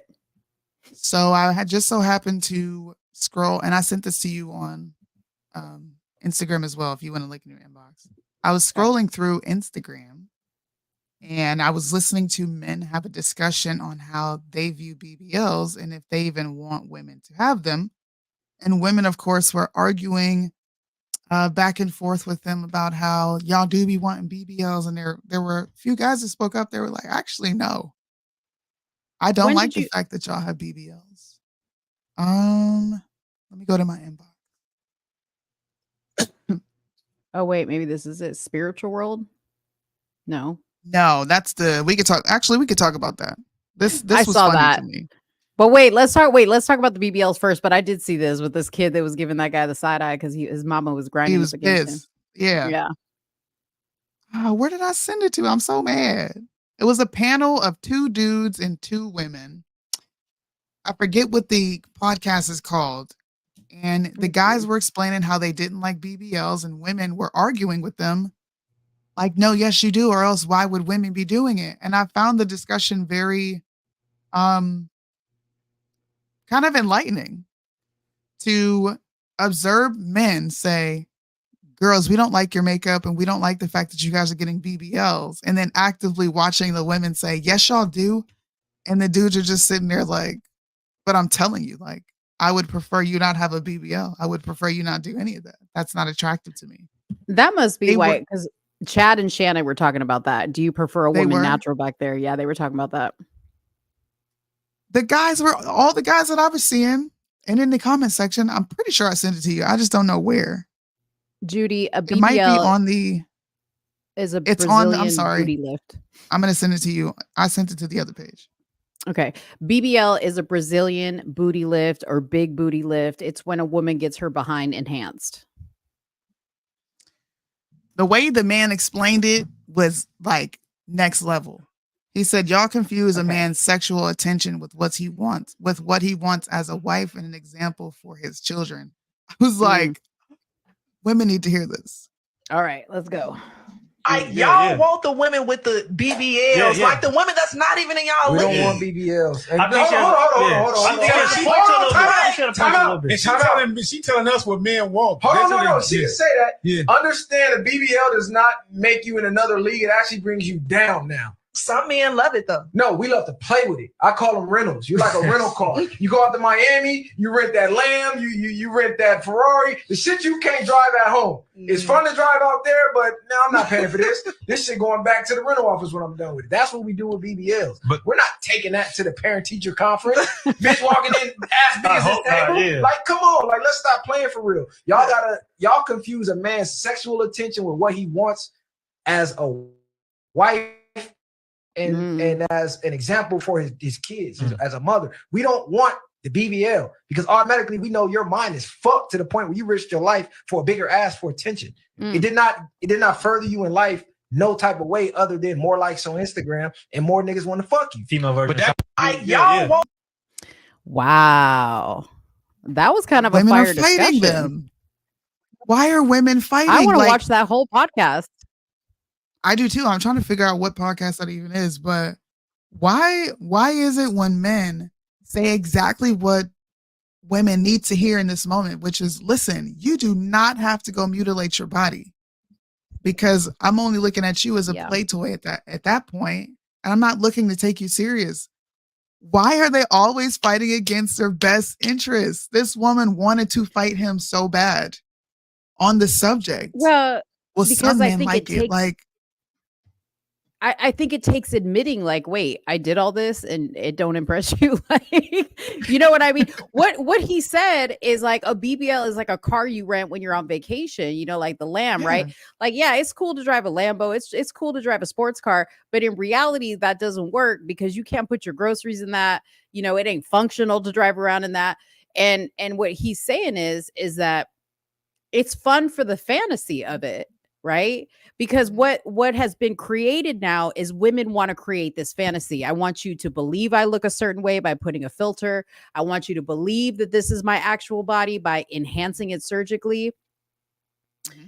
But many times women will say, I can't believe after all this time he went back to the basic bitch he used to date, right?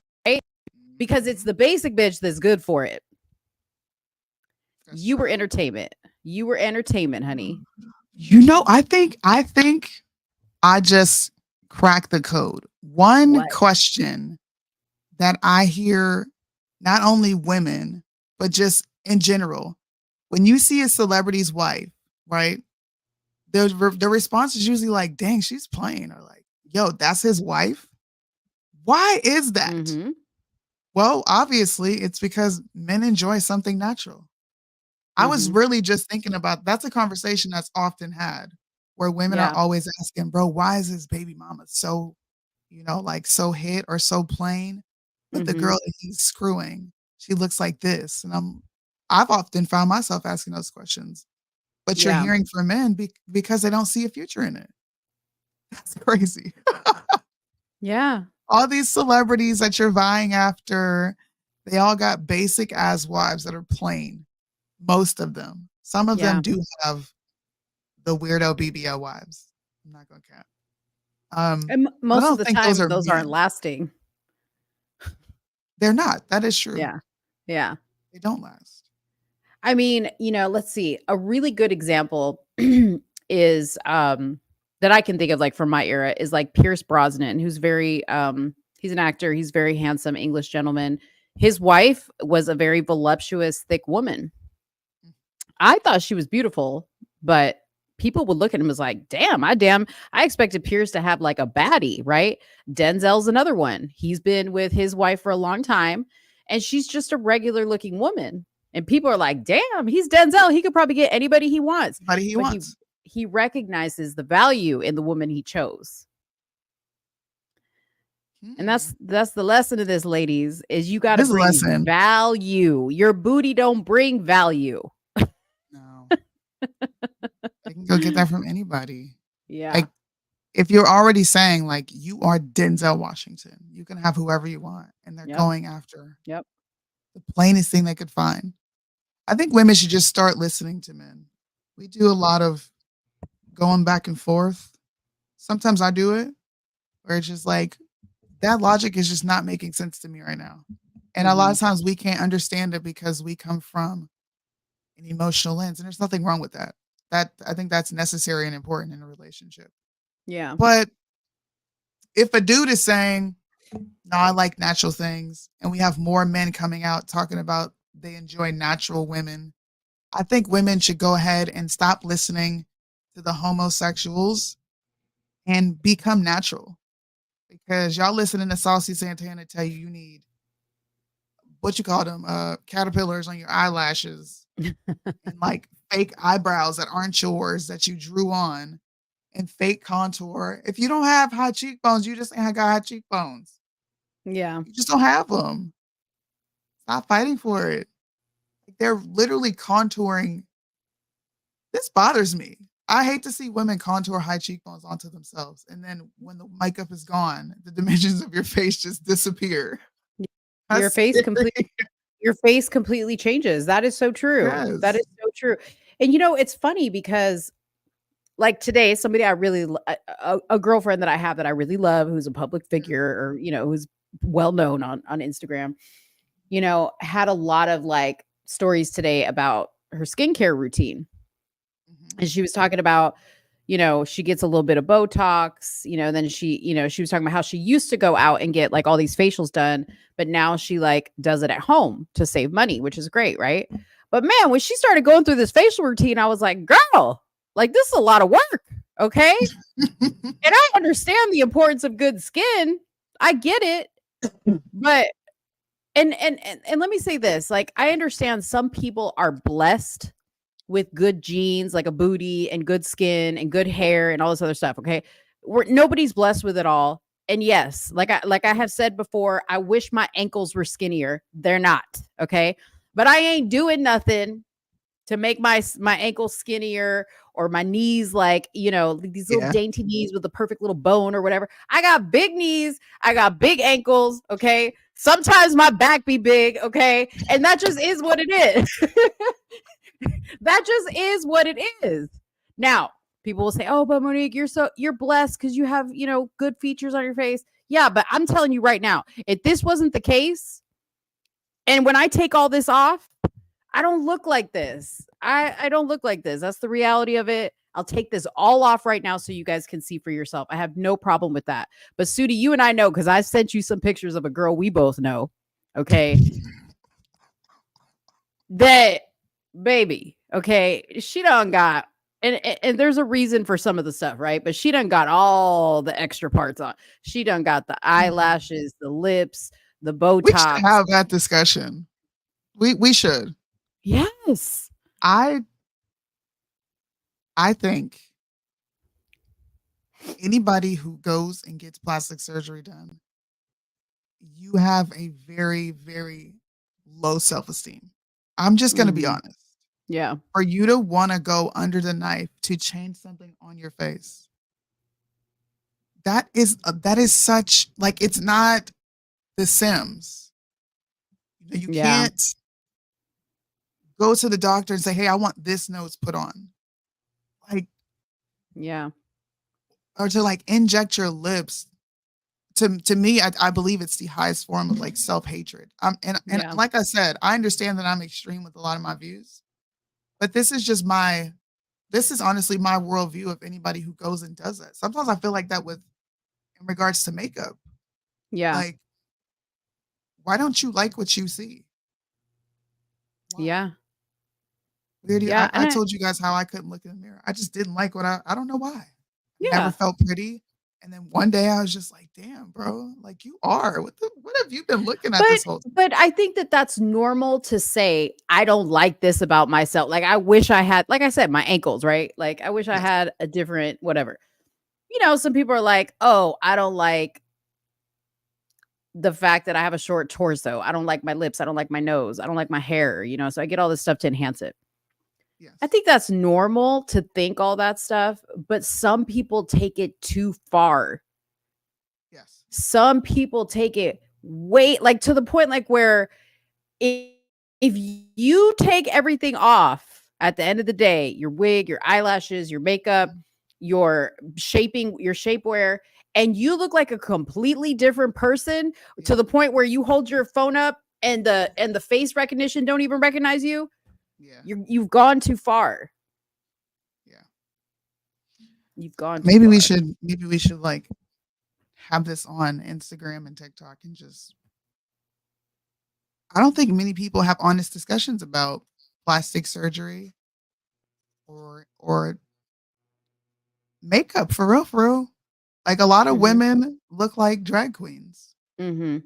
A lot of women, they look like men wearing makeup. And I'm not talking about these are women that I don't even think need makeup. Yeah. Like I look at them and I'm like, I don't think you looked at yourself when you walked outside. Right. I know you applied this makeup on yourself, but there's no way you looked at yourself and walked out and said, I look good, because y'all don't. Like, yeah, some of y'all look scary for sure. There's sometimes where I'm like, I wish Mo would take that off. Like, just take I it off. know. You want me to take it off right now? No, right now. I like when you do minimal makeup. You know what? This may look minimal, but it ain't. But it's This ain't not. minimal. It doesn't look like you No. have much makeup on. Well, because I know how to do my makeup. Because I think when I do my makeup, I'm doing it to enhance what's already there. I'm not doing it to create something that isn't there. You know what I Okay. mean? I I'm can not see what I'm not doing anything to like fool you. Maybe the only Okay. thing that ain't there, because y'all always love my eyebrows.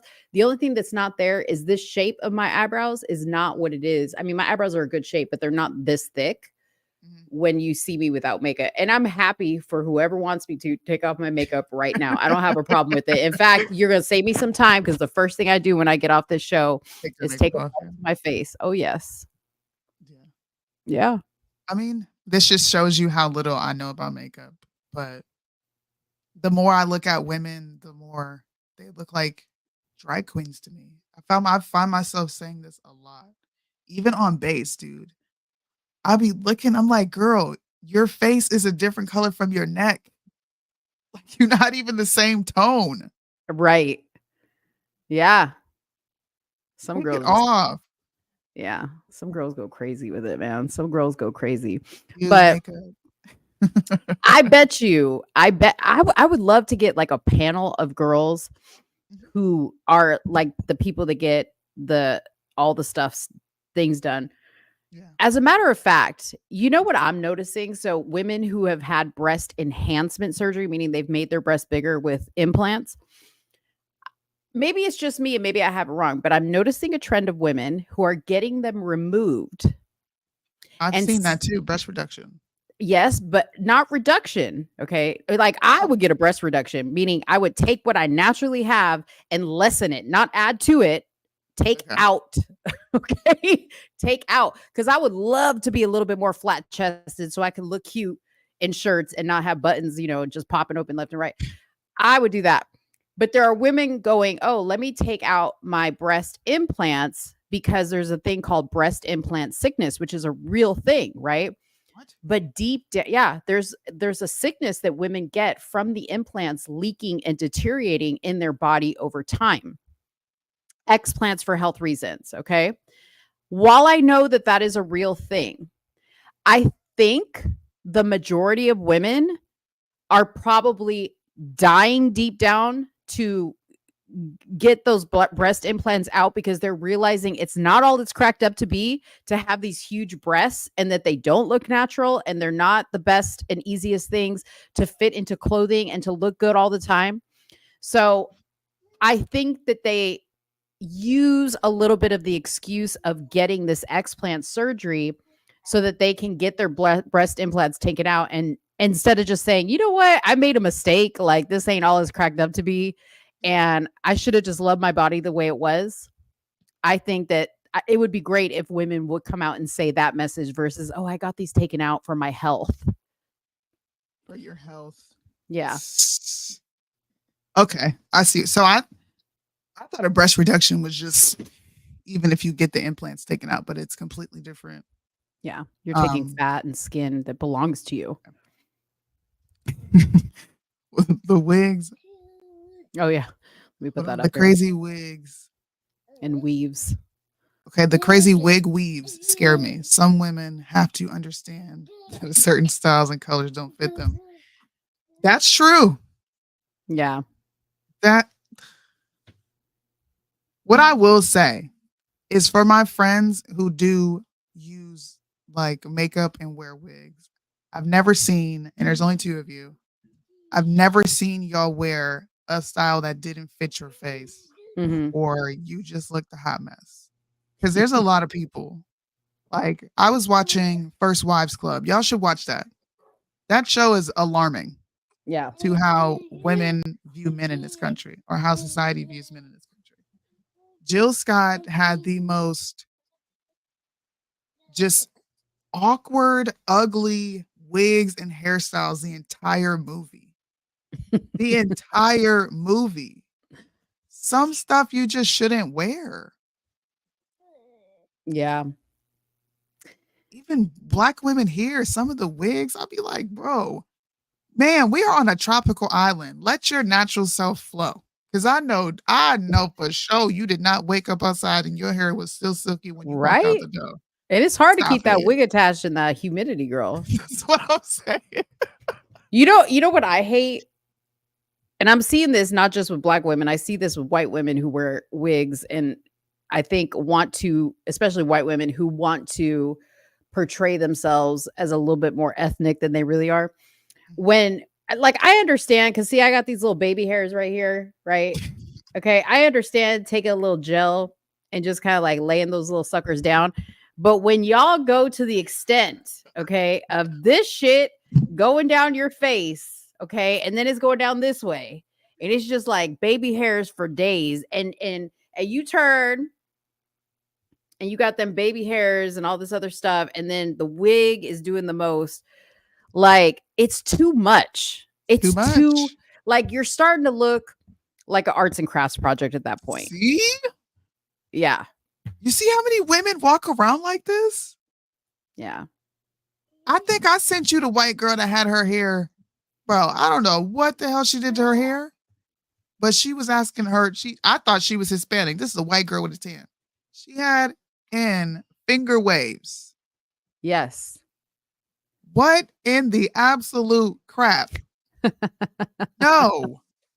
White women should not wear finger waves. I ain't seen a white woman that could pull it off yet. Exact. See, the baby said no. The baby said no. Every Say said no. no. No. No. Y'all tell them don't do it. I think women are beautiful plain. Yeah. You are much more beautiful in your natural state and you pull it off better. You know what's crazy is black women who sometimes do I can say they sometimes do the most when it comes to the everything. I agree with you. I have seen a lot of my black female friends who do the most, okay, take their makeup off. And I'm like, oh my God. Number one, you're like a completely different person. But number two, you're so pretty. Like you're almost making yourself look worse with all the other stuff. Yeah. I mean, fresh face, you know, like dainty little features. But then you add on these tarantula eyelashes and all this other stuff. And I'm like, dang, dude, your face doesn't even look the same. And it's like, oh my gosh, like they look like Emery, you know, like they look like Emery. Because I'll say this, dude, black women corner the market on skin. Oh, for sure. Because you're not laying around in the sun like lighter skinned women are burning yourself up. Black don't crack. You know, it's rare that I see a black person. I know it happens, but it's rare that I see a black person with like acne and all kinds of like skin, you know, yucky skin, whatever. You know, it's rare. It's rare that I see it. I'm like, dang, dude, if I had all that,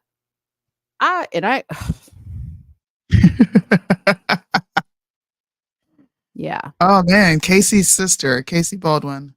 This comment. My sister just got her lips done and it already went down in a week. I mean, it already went down in a week and looks weird. I think, see, when your lips look like this, listen, I have full lips. My lips are full. They're not like soup coolers, but I got lips. I knew you were going to say soup cooler. I can't cool my soup with them. Right. But when your lips do this, bro, you don't look good. Or for all the women who keep with the pouty lips all the time. Right. Like they're trying to make their lips look pouty, so they're like, it's ugly. They always have that look on their face. They're like, okay, this is the other thing. Hold on, because I gotta get the Linda wig for this because I gotta show you what I'm talking about. Oh, okay, Lord. Hold on 1 second. Wait, and I'm not getting the Linda wig to make fun of Linda, but I'm getting the Linda wig to show you what I'm talking about. Okay, and you tell me if you notice women doing this. Lord, this Linda wig. Why is it? Okay. So I'm gonna put this Linda wig on. Y'all don't laugh at me now, okay? Okay. So we got the Linda wig on, okay? Tell me why. Hold on, let me fix this shit because it ain't gonna look right. Oh my God. I got a hair stuck in here. Okay. So it's very in right now for women to have this exact hairstyle that the Linda wig is portraying. Okay. And this is what they do. Okay. So you're sitting there and they're like on Instagram live and they're like,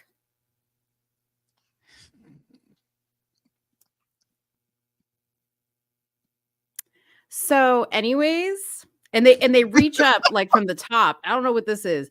They reach up from the top and they're trying to like zhuzh the bangs or like What the is volume. zhuzh?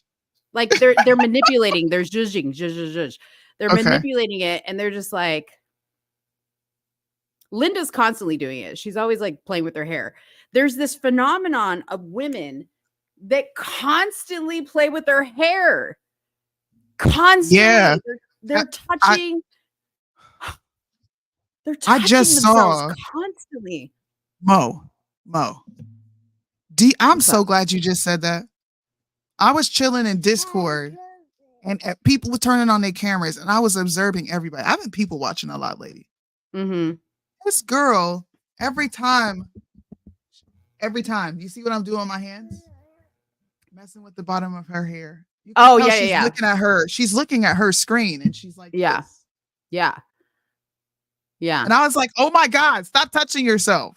And she Right. cut the camera off. But I'm like, do y'all have to be perfect for every shot? You can't just have a moment where you're just here? Yeah. Can you Look at imagine if this. we did a whole show and we were just like, Like I'm doing right now. Yeah. Like if I was just constantly like this and then I had to worry about my lips and I was just like, and you stop the show to put chapstick on? it's like a nervous tick. People who play with their hair a lot. Or it's the need to be perfect all the time because y'all keep putting filters on. Yeah. You're not really being yourselves. I think that's what it comes down to. Are you comfortable being yourself? Yeah. It's constant work. It's constant work. I am comfortable being myself, but I love to be I love to get up. I get up and do this every day. It don't matter if I'm gonna see anybody. It don't matter if I'm gonna do everything. I get up and I get presentable and I enjoy putting on my makeup and I'm a makeup artist. I love doing my hair. I do this because I love to do it. I am fine with it and I'm fine without it. That's my thing. But ladies, men are telling you they don't need the BBLs. So stop stressing yourself out. They don't need the BBLs. Quit doing these lies, talking about you doing a mommy makeover. Get your butt in the gym if you want a mommy makeover. Yeah. Achieve it naturally. Yes. I don't have time to go to yes, you do. If you have time to make a nail appointment, you got time to go hang out with your friends. If you got time to do all that, then you got time, ma'am. Yeah. To go to the gym. You want a fat ass? Eat a cheeseburger, a steak, like something with some substance to it. Okay. You got to fatten your shit up and then you got to go to the gym and squat like your life depends on it. That's how you get a big booty. And some of y'all ain't never going to get what you want because that's just not how you set up. Yeah.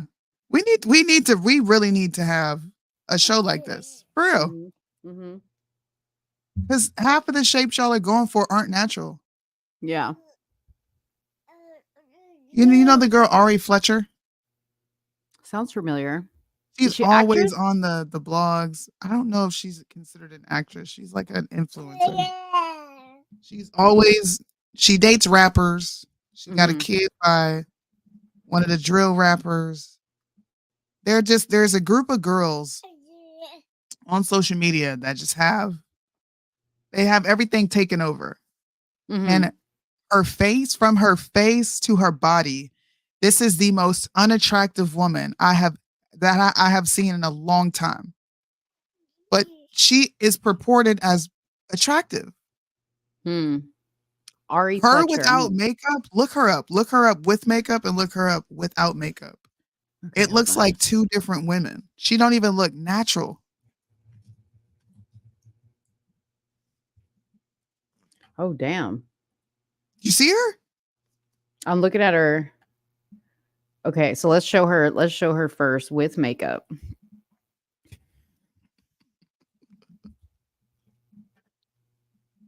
Weave, scratching, and patting kills me. Oh, here's a good picture. Look at her, Wig dude. without and with. Okay, this will tell you what this will scare you guys. Hold on, it's pulling up. Oh wait, what is this? A video? God, That ain't damn, Ari. what is Hold that? up. Okay, well it's over here. It's over here. Oh, that's not her. That's Oh, that's that's somebody Ari else. Fletcher I got you. lookalike. She's Okay, right okay. there. Hold on. She was doing the makeup. Like, look at her, Okay, bro. so that's Ari Fletcher right here. Don't she look like Okay, a so drag that's queen? with makeup. Let's look at her. Yeah, she's doing the most. I bet you she's gonna look better without makeup. Which one is her without makeup? Oh, here it is. The I real would say Ari that one. Fletcher. But still, she's got like something implanted in her cheeks. And Yes. she's got eyelashes on. She's still got stuff going on here. She's got makeup on. I'll have to find you a video of her without any of that, where she has her makeup off and she's just bare bones. This is what these girls are looking like, bro. Like, your face is not natural.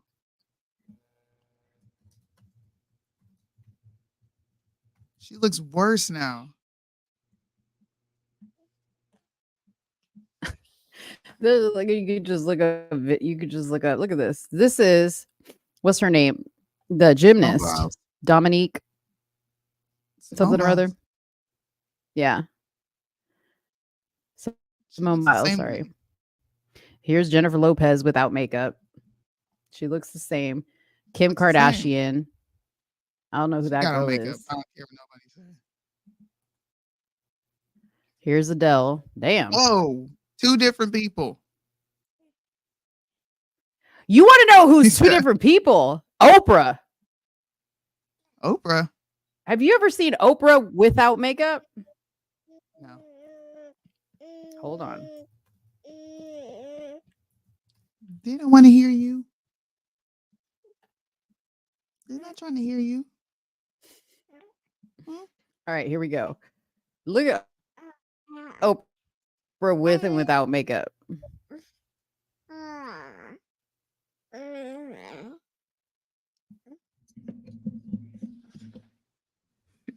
I mean, Oprah They do a ain't- number on Oprah. Oprah. And don't it's look- funny because they say here that this is proof that she had a nose job. She ain't got no nose job. This is nose contouring. She looks the same. I don't mean, think I don't she's think that she looks the pretty same. with or without makeup. I don't think it makes a difference.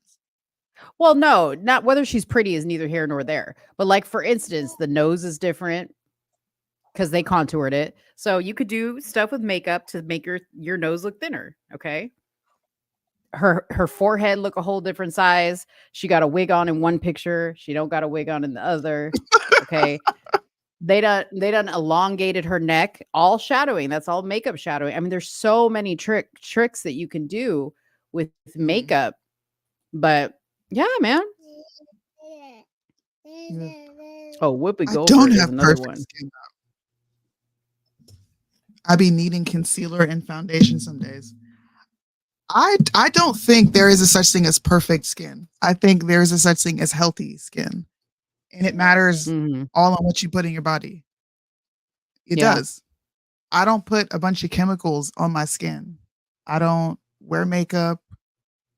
I do very minimal, like, fragrant sprays. I don't put fragrant lotions on my skin or on my face. I just don't do that. I think people put too much on their skin and they're not realizing by doing that you cause yourself more damage because you strip yourself of natural oils. That's important to a glowing face. Yeah. Yeah. You don't want all your oils to be gone. Clogging I your agree. pores. I use Dove soap and Nivea lotion. That is all you need. And sometimes I put Vaseline and baby oil because I just have dry skin, but that's it. And people be like, oh, but all that oil clogs up your skin. Not my skin. It might clog up your skin, but my skin be like, you know, like because your girl loves to look like an oil slick. Okay, make me. I want to look oily. I know some people don't like that, but I like an oily face because it looks fresh to me. It does look fresh. Yeah. My skin in prison, the way it be breaking out. That's because you eat like crap. I already know who you are. You don't eat good. Most people don't eat good. When I'm not eating good and I eat like crap, I get. No, he's not in prison. He's just saying that. I'm like, damn, Soonie, we made it. Somewhere in the middle's in prison. Let's see. Let's get somewhere in the middle to be in prison. Let's get closer to my face so you guys can see. See, see, guys, it ain't perfect, but I zoom out. Oh shit! I put that little light. I put that light closer. Oh, you want us to take? Okay, let me go get my makeup wipes. I'll take it off. I'll be right back. Mo's gonna do a make off, take off session.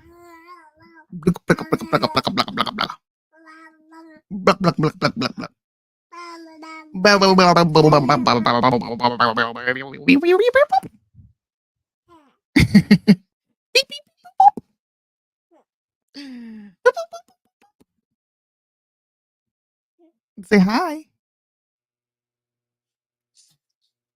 You over here making all this noise. Now you don't want to talk. Say bye-bye. Tell them bye-bye. Bye-bye. You want to go play?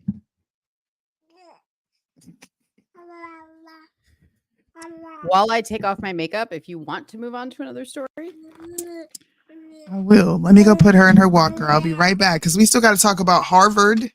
Okay. Other MTI, and there's another Ivy League school that is in hot water for allowing freedom of expression. Now, while I'm putting the baby in her walker, I want to know what you guys think in the comment section. Has anybody talked about this story? I know a lot of conservatives are hyper focusing on the story because allegedly this Harvard president is really wokety woke, and they're not too happy with her latest commentary. The baby's telling me to brush along. She gay. Let me know what you guys think in the comment section. All right, let's move me to a one screen real quick. Let's see. Hold on, I'm gonna remove Soonie. How come? Oh, I know what I gotta do. Hold on. Okay, here we go. You guys are in for the close up. Okay, so this is what I've taken off so far. Okay, I'm doing half a face so you guys can see. I'm gonna do half and then I'll do the other half.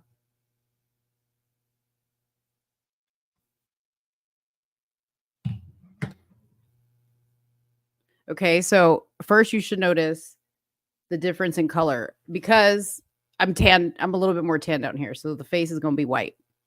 Here's my foundation. Okay. Who requested this? Kathy wants me to take it off. Okay. Wait. Okay, there's half the lip gone. Half the lip is gone. Oh, wait. It's like opposite for me. Okay, now I'm going to take off my mascara. Okay. Did you kick me off the stage? Let me stop. Yeah, because I wanted to show like the big screen while you were gone. Oh. Because look, I took off half. I tell Mo all the time. Here, look, put me back on the big screen real quick. Back on the big screen. There's half. But you don't look different. But look. Well, look at different color. I've done half. Different color. There you can kind of see one side, the other side. There you go. Now we're just going to take off the whole thing. All right, keep talking. Thanks, guys. This is fun. I wish I knew more about makeup. Psych! I'm just kidding. But a Harvard president to stay amid outcry over anti-Semitism testimony, which I don't agree with. They also are trying to get her on plagiarism. To me, I'm going to be honest, y'all. It seems like what do you call it? A smear campaign against anybody who does not bow down and kiss the ring. And you guys know exactly what I'm talking about. I don't even got to say what I'm saying to you. But this is the statement that got her in hot water. They're pretty pissed off. And when I say they, I'm talking about the chosen people. Okay. And Dr. Day, at Harvard, does calling for the genocide of Jews violate Harvard's rules of bullying and harassment? Yes or no? It can be, depending on the context. What's the context? Targeted as an individual, at an individual. It's Smear, targeted at pervasive. Jewish students, Jewish individuals. Do you understand your testimony is dehumanizing them? Do you understand that dehumanization is part of antisemitism? I will ask you one more time. Does calling for the genocide of Jews violate Harvard's rules of bullying and harassment? Yes or no? Anti-Semitic rhetoric. And is it anti-Semitic rhetoric? Anti-Semitic rhetoric, when it crosses into conduct, it amounts to bullying, harassment, intimidation. That is actionable conduct, and we do take action. So the answer is yes, that calling for the genocide of Jews violates Harvard Code of Conduct, correct? Again, it depends on the context. It does not depend on the context. The answer is yes, and this is why you should resign. These are unacceptable answers across the board. Wow. Now, what do you think? What do you think? First of all, her last name is gay. She sure is. I mean, I think what they're saying is stupid.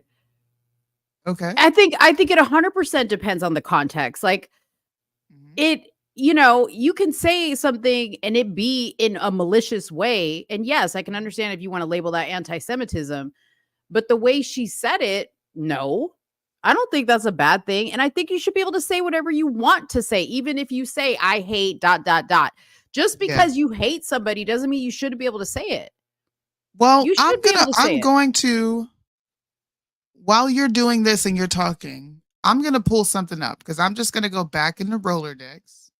Okay. And we're just going to talk about what is allowed to be stated for some reason. And this is the only reason I'm taking this stance on this subject in regards to Miss Gay, who is the president of Harvard, because I see it as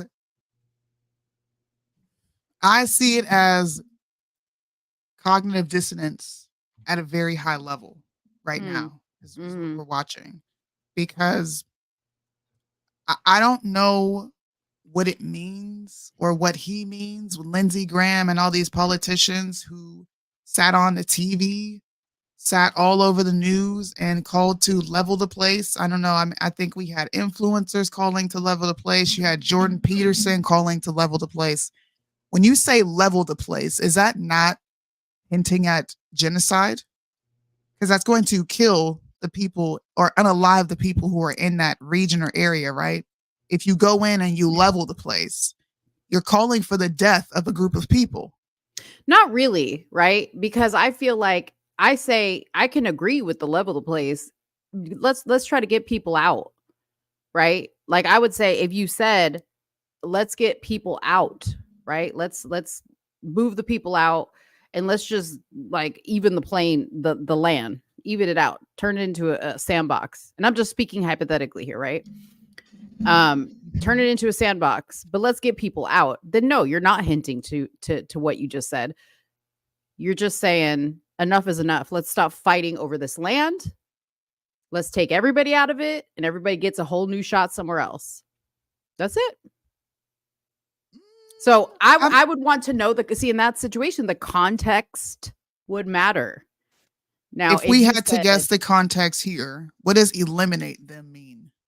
Eliminate them is saying eliminate people, right? That, yes, eliminate them is saying, in my mind, eliminate them means eliminate people.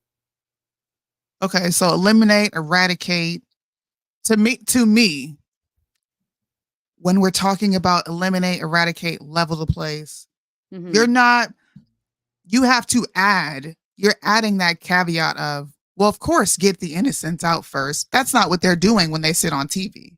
When these politicians and these correspondents and these pundits sit on TV, they don't say, let's save the innocents, but level the place. Yeah, They they don't just say that. outright said it in a general way, which is why I'm taking the stance I am against this. To me, it's turned into a witch hunt because this person is not, I guess, outwardly pro-Israel enough. And I'm going to help her again by defending her because she put out this statement a month ago.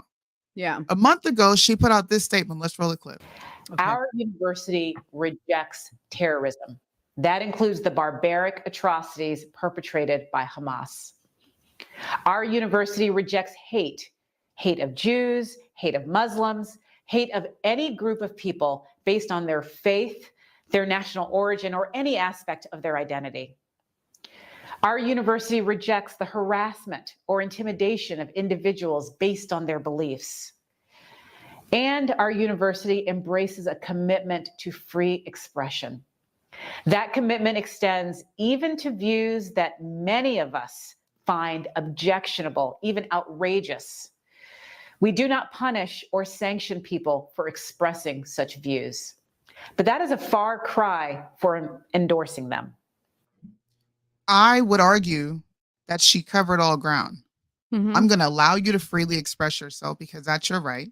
But what you won't do is target, intimidate, and do anything of any of those things on this campus. What more can she say? Right? Why can't she say, just like you said, well, it depends on the context. If they're saying level the place, but they're also adding that they don't want innocents harmed, then I would say there's nothing wrong with saying level the place. Right. If they're calling for the downfall of Israel, well, why not? You're saying level Gaza. You're saying eradicate. You're saying eliminate. Right. It's the same thing. It's the exact same thing. It's just on the opposite side. So they're taking these professors or these presidents through the ringers when it's the pot calling the kettle black. Y'all are both doing the same thing, just on opposite sides, except one side has the actual freedom to express these things. Yeah. And the other side doesn't. Yeah.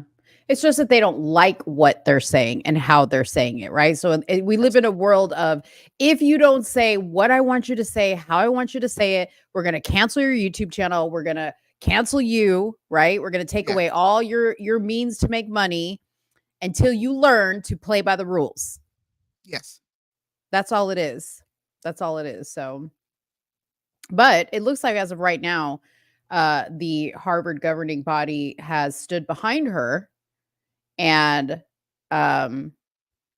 she's keeping her job for right now. And you know what disappointed me was Carol Swain. Carol Swain is an amazing conservative female icon. She is amazing. She is smart. I learned a lot about her. She taught me the Southern strategy. I've learned a lot from her, just observing her work and observing her research. But she's another person who's on this bandwagon and this witch hunt of trying to get this woman removed from her job. Right. Over anti-Semitism. I don't think the right understands that they are participating in the same games that you deem stupid from the left, because when professors came out and said, actually, no, I'm going to challenge racism to a Black student, you guys were up in arms and fighting for them to be able to express that. But now, no, this lady's got to quit her job. She should resign. Plagiarism. That, like, y'all are just throwing everything at this woman because she's not kneeling down and saying, you guys can't do this at Harvard University. And we're very much so pro-Israel. That's what it comes down to. I don't know if many people are paying attention to that, but you guys were against this when it came to right-leaning professors in schools. But now you want this woman to resign and quit her job. Yeah. Crazy. But I mean, the right side does it all the time with the left side, right? When they try to cancel us, like, you can't cancel us. That's so anti-American. And then they're ready to cancel people. Canceling people. Yeah. Crazy. Absolutely. Crazy. Crazy. I was so disappointed to see her say that. I was like, wow, Carol Swain? Really? Yeah, that is crazy. Sad. Because I love her. Oh, true. Let me just see real quick what else we got here. Apex Mo with no makeup is so weird. Thanks a lot. Now, see, you're the problem. Just joking. You're the problem. See, you're the problem why women be doing too much. But thank you, Judy and Miss Kathy. Oh my god, it's weird because it's not what you're used to seeing. Oh, let's play this funny video. I haven't watched this, so this is the first time I'm about to see this video, but the title intrigued me because it said man tells woman who came to meet him for the first time to turn around and go home because she doesn't look like her IG photos. What? Yeah. Is Let's this a see this. video? Yeah, it's an Instagram. Okay. Oh, gosh. Ooh. No, ain't no what's the word. You might well turn back around. You don't look nothing like how you look on social media. Look, no. You know. No, you might well turn back around, man. I'm not even laughing right now, gang. Gang, I ain't even laughing with you. Let me see how you look on social media. This how she look on social media, y'all. Let's see. Really? You just put, really? Bro, this is not you, bro. Bro, this is not you. Let them see how you look. I was gonna trick on her and everything. I was gonna, bro, I swear. I was gonna spend like at least 18 bucks on you, bro. It ain't 18? low. No, 18 bucks. You in bars? Yeah, she in bars. Show these people what you look like online, though. You told me to come natural. Are the pictures of her online on here? No, bro, you just can't. Let's see. Hold I on. ain't know you had all this on you. I ain't know what you got on. You might well turn back around. Oh, that's not it. That's so this is like a weird site that like they'll do a video and then they'll plug. Yeah, they plug their merch, right? So Niggas, no, bro. I didn't see a video of her. But that shit was funny because he said, dang, I was about to spend 18. I was gonna spend at least $18 on you. And she said, you said come natural. Fellas, if That's you a tell the simp, girl though. to come natural, don't. Yeah. If you tell her to come natural. Oh, can Mm. I please, can we talk about Milei? The Argentine, Who's that? however you say it, the president. Oh, over Milei. there. Yeah. Milei. Javier Milei. Can I just like punch gut conservatives real quick that decided to hop on their once again their high horse and celebrate anybody who utters a rhetoric that they agree with? Why did he just hop on board with the Paris Accord agreement? Oh, did he? Damn.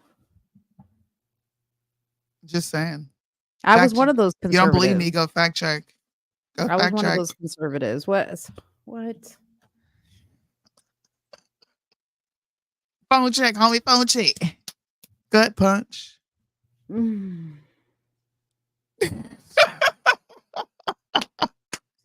I was all here for his afuera plan. I was all here for it. Sensational. Yeah. Soonie, why you always got to take the fun out of things? You're like, Nothing I do. Did you hear about Do this I dude, take the former fun out NFL of star it? Ricky Williams? Yes. Ricky Williams takes his wife's last name to create relationship balance. Well, she is white and she looks very much so liberal, so I'm not surprised. Simp. Because I don't know. You know what? She white. Let's just put it that way. Cardi B is getting divorced from Offset. And Offset has been accused of sleeping with Krishan Rock via Blueface. That is nasty. But who knows if she actually did it? I don't know, man. But apparently, so she came out with a video, and maybe this is it right here. An eventful Here it is. day. Yeah. I don't pay mind to none of that. Like I don't care about none of that. I don't want you to put me none of that. I don't know if y'all been. She looks like a drag queen too. I mean, I don't know if you guys been getting clues from me for my lives or from my stories when I put some certain music or from my own followings. When it comes for today's events and stuff, I don't know if it's true. I don't think it's true.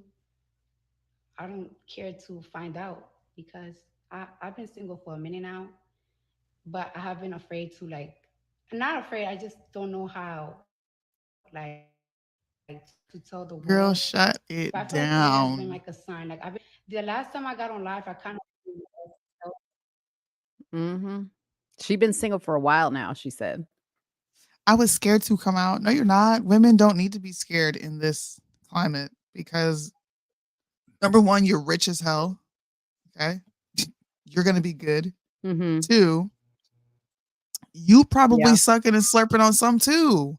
Why do women like to play the victim and pretend like they not out there doing their thing? Your stuff is just on the low. You don't want to be seen as a whore. Right. Sleeping around as a Right. married woman. But if y'all think Cardi ain't getting her rocks off, shut up. Be quiet. I'm sure she is. I'm sure she is. That's You out Cardi there B sucking and after all. slurping and riding. Be quiet. That's Cardi B after all. I mean, she's got to be doing that. But yeah, I'm just gonna say if your man left you or cheated on you with Krishan Rock, I think you're doing something wrong because what the hell? You supposed to upgrade on the cheat, okay, not downgrade.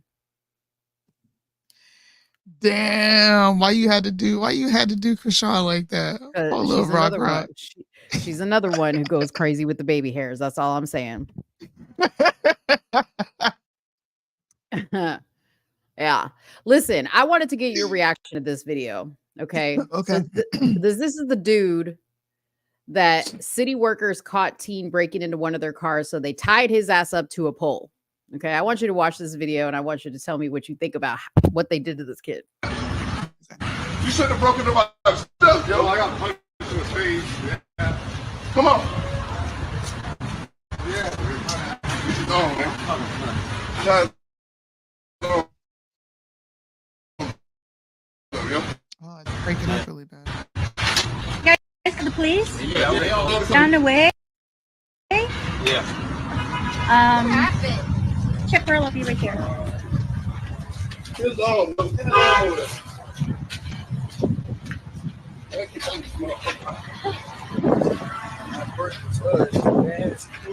Hey, crew. We got the whole tree here. You gonna breaking my shit, yo. I wasn't breaking it to you. My J's, yo. You got my J's in my wallet. I wasn't in there. I was just checking it out.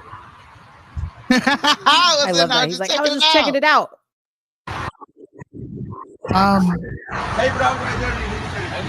Okay. Round of applause. Round of applause. Round of applause for the guys. Dude, Yeah. I thought it was funny how they were tied. The position they were tying him up in was crazy. Well, you shouldn't be stealing people's shit. Good. Maybe he'll learn. Let me tie your little ass up. You can sit here and think about it. Because the next person ain't gonna tie his little ass up. They're gonna shoot him. You can't just be robbing people. Yeah. The hell? He violated someone else's rights. I think they did a good job. And a lot of people were like commenting about how they tied him up. I thought it was kind of funny. They straight tied him up like in a ballerina pose. You know, down. they clearly weren't hurting him. I think they tied him in that position to make sure he wasn't about to get away because they're putting him at a disadvantage to move, basically. But they could have beat him up, you know what I mean? And who knows? We only see a portion of this video, but you know, while these men are waiting for the police to get there, they probably speaking to this young man like, what are you doing, dude? Yeah. Like, you lucky you ran into us and not the wrong people. Perfect, Miss Perfect, so fine. I would love to see your page. Why not offer him a job instead? That may be the only thing he knows. Yeah, nasty batch, and you fat. The hell? Look at you. I bet you a whole single mama too. Oh Lord. See, why you make me do this, girl? Why you make me do this? Why you make me hair that ain't yours? Look at all them wigs. Ew. Oh. Ew. And let me ask you something. She got 20K followers She's listed as a video creator. How do you what? So she got a YouTube channel, is what she's saying. It's probably lifestyle stuff. How much you want to bet? My routine.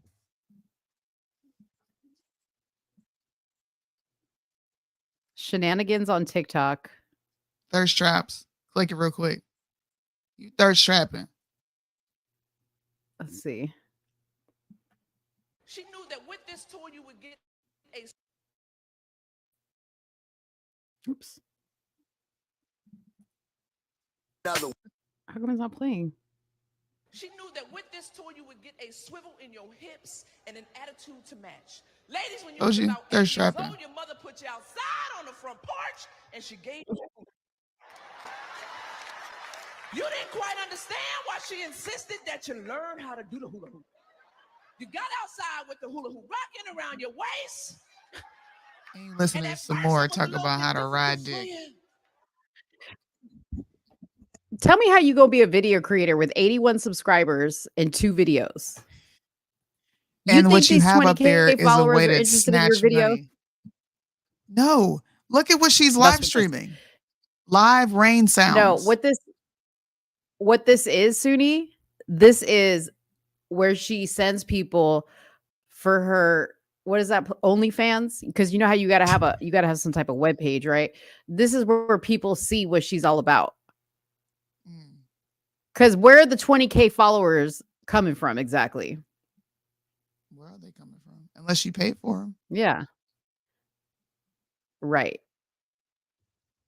But look at this. This is what God done blessed her with. Here we go. Bliss. That's blessed.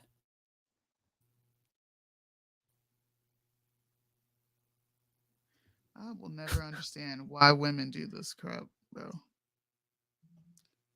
I don't get it. Oh, Lord Jesus. But she's This the is problem. a completely different person from the other person. He we needs some help. just saw. Maybe this is his These only way of people- survival. His only way of survival is to steal from other people. Great. I think what they did was awesome. They could have beat the shit out of him. They could have shot his little ass. But he got tied up. Maybe he'll live to fight Yeah. another day and think about He got why he's tied doing up. certain things that he's doing. I don't care. Yeah. Who is this? Somebody sent me this video. Hannah Payne. These They wanted people to know what I are. thought about this. Who's what? What is it? Oh, it feels so good to rub my eyes.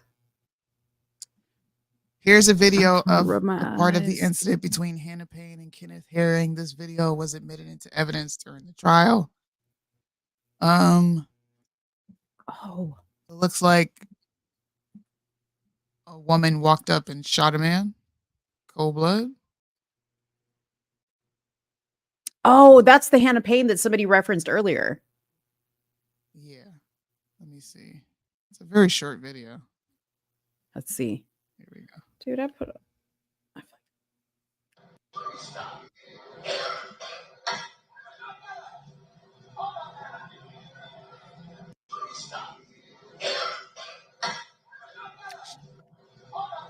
So they admitted that into evidence.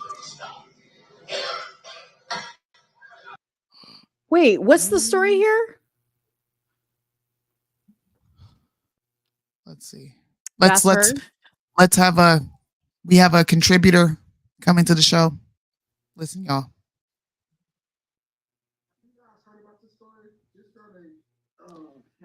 Dang, come on, Cyrus. Cyrus is giving us breaking news about Hannah Payne. This is actually his contribution to the show. Okay. This guy named Kenneth something. I forgot his name. And people try to compare it to Trayvon Martin, right? So basically, Kenneth got in a car accident, right? And he tried to run away. He ran away from a car accident, and she tried to make a citizen's arrest, right? And some altercation happened between the two, right? And she ends up shooting and killing Kenneth, right? And so people was talking about, oh yeah, this is a George Zimmerman case, you know what I'm saying? Oh, this is Trayvon Martin case. And I'm just like, yo, like, I hate when black people do that. Like, I hate when black people compare these stories. But hey, she just got charged with murder. She just got found guilty on all charges. So she's gonna be going to jail for a while. And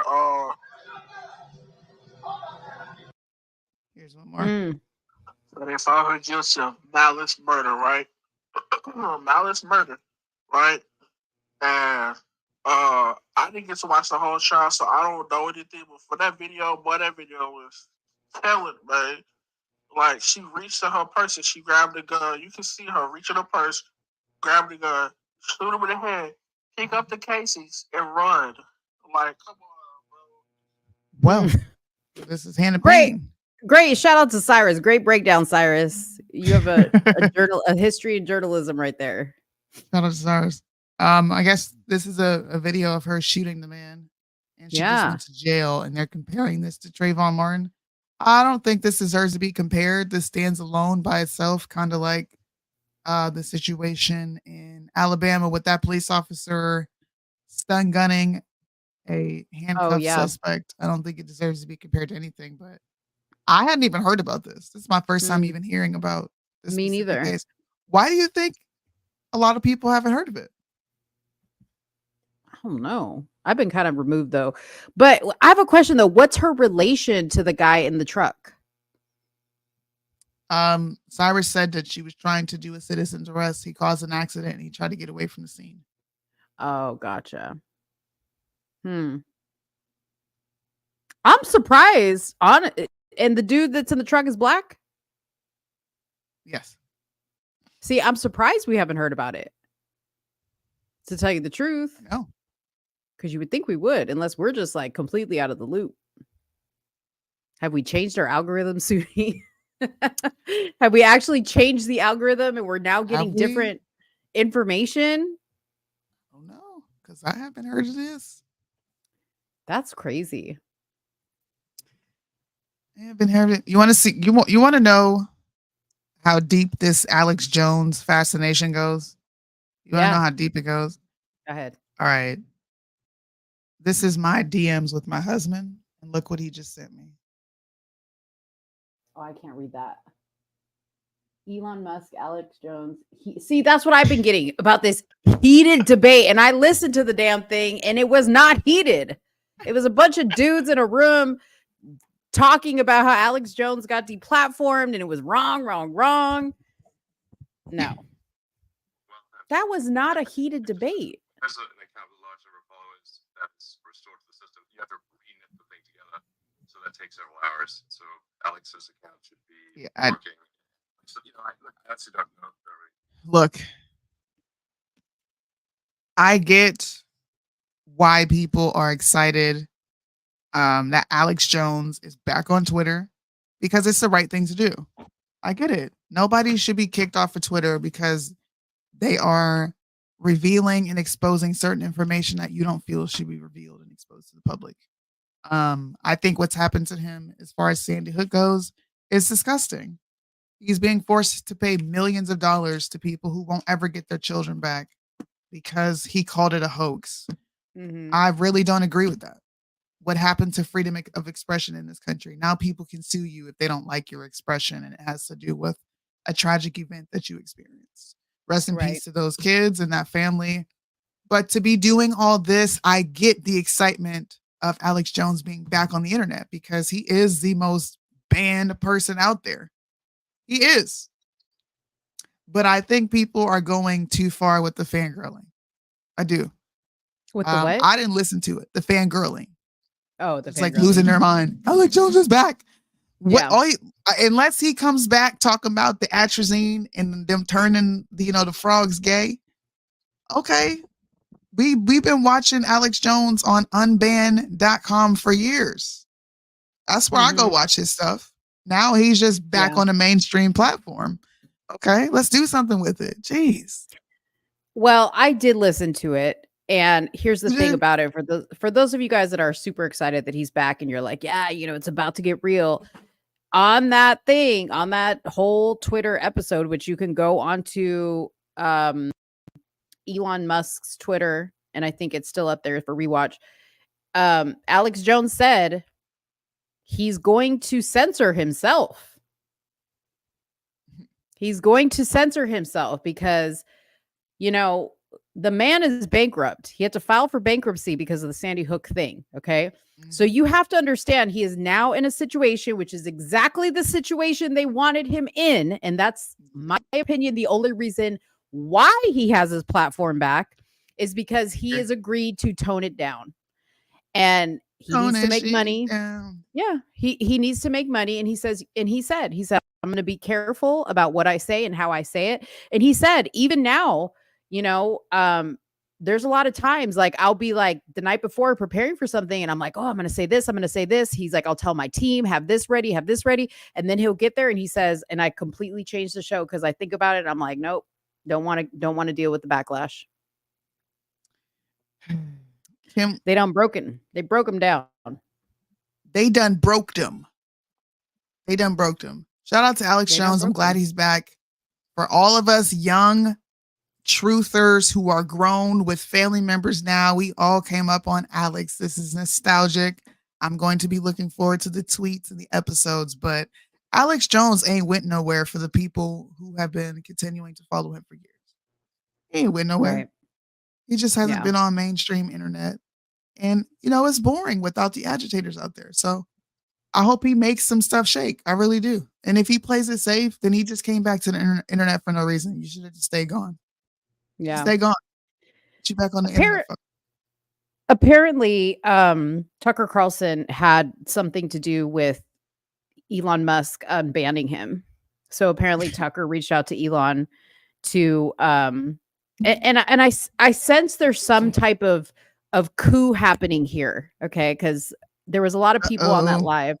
I think there's a coup happening here because first Alex did the Tucker Carlson interview, and then all of a sudden Elon unblocks him, and then in the background here you have rumors of Tucker being President Trump's running mate for VP. Which I will check out of life if Tucker Carlson is a VP. I'm sorry. And supposedly also Tucker is going to be creating very soon here his own paid platform. So there's a lot of wheels turning in regards to Tucker Carlson, and all of a sudden who he himself was a canceled from Fox man, right? All of a sudden he has all this influence. You want to know what has all of a sudden popped back up into the ether with conservatives? You want to know? America First. Did you hear that our amazing Speaker of the House says, no, we will not be sending billions to Ukraine, but we will be sending billions to Israel. And, you know, the right is rejoicing as always, celebrating the breadcrumbs. Look at this clip, bro. Thank you all for being here. Just had a good meeting with President Zelensky. I reiterated to him that we stand with him and against Putin's brutal invasion. The American people stand for freedom, and they're on the right side of this fight.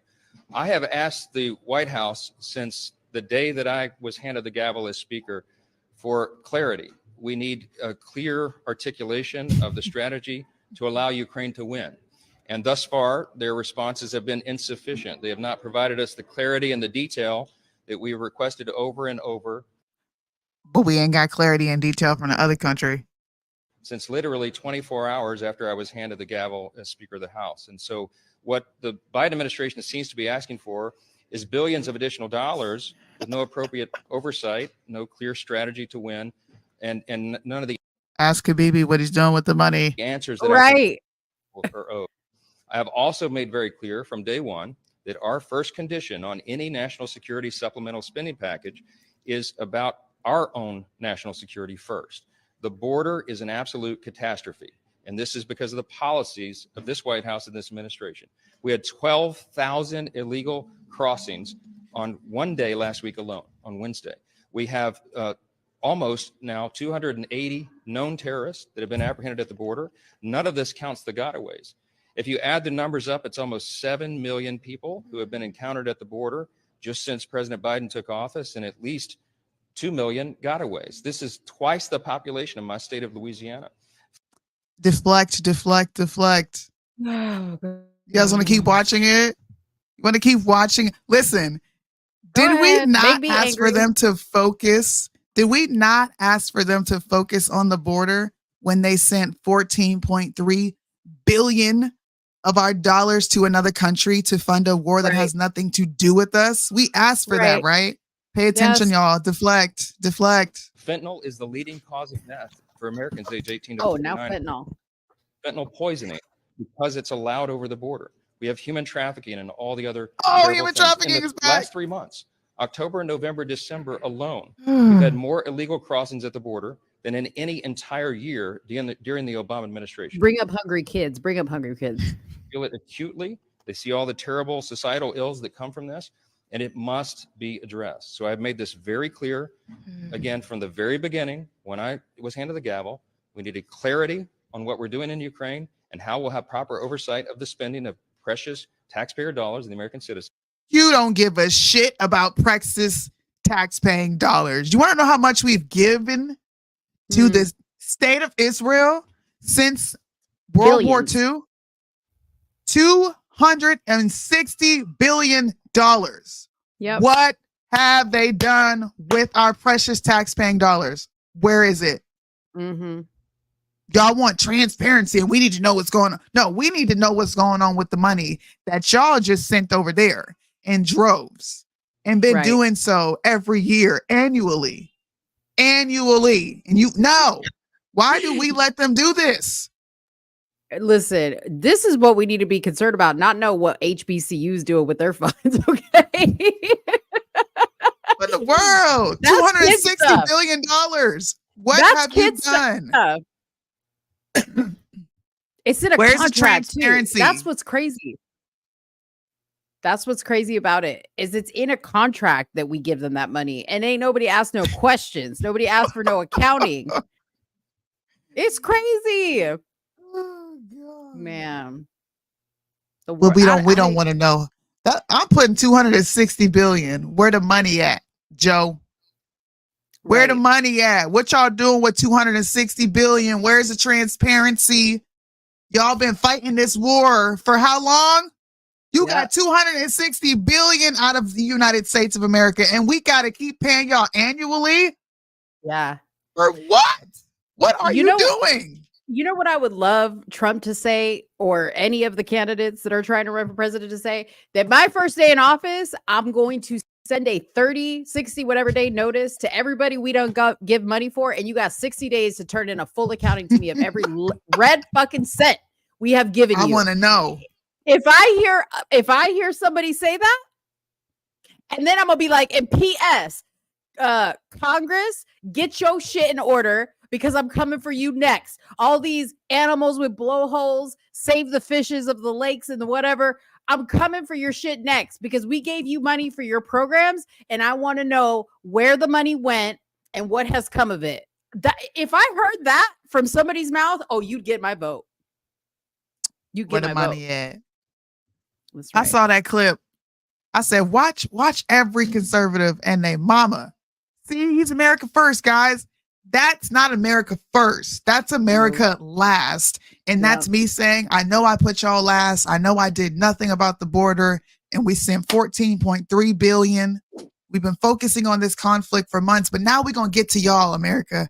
Now let's talk about this border. After millions of illegals have spilt into this country, okay? Millions. Yeah. And still coming in. Now you got these goddamn Africans coming into this country, being spread all over the fucking place. Now you want to get back to the border? Yeah. It's a little too late. They gone. Very true statement. America is blessed because we bless Israel, God's chosen people. That clip pissed me off, bro. You got all these fools sharing it. America first. Oh my God. Congress may as well be a bunch of animals with blowholes. Oh my Lord.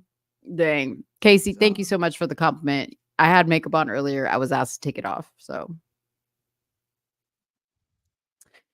we done told you. What is that? Oh, it's bears climbing up. These are all the responses. All the responses, bro. Breaking. Wow. Breaking.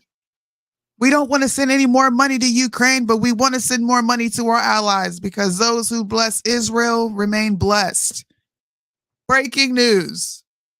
And you're going to see a bunch of conservatives reposting it like, yeah, take our money back. Woohoo. They're going to do it because you know why? Because they told you that this is good news.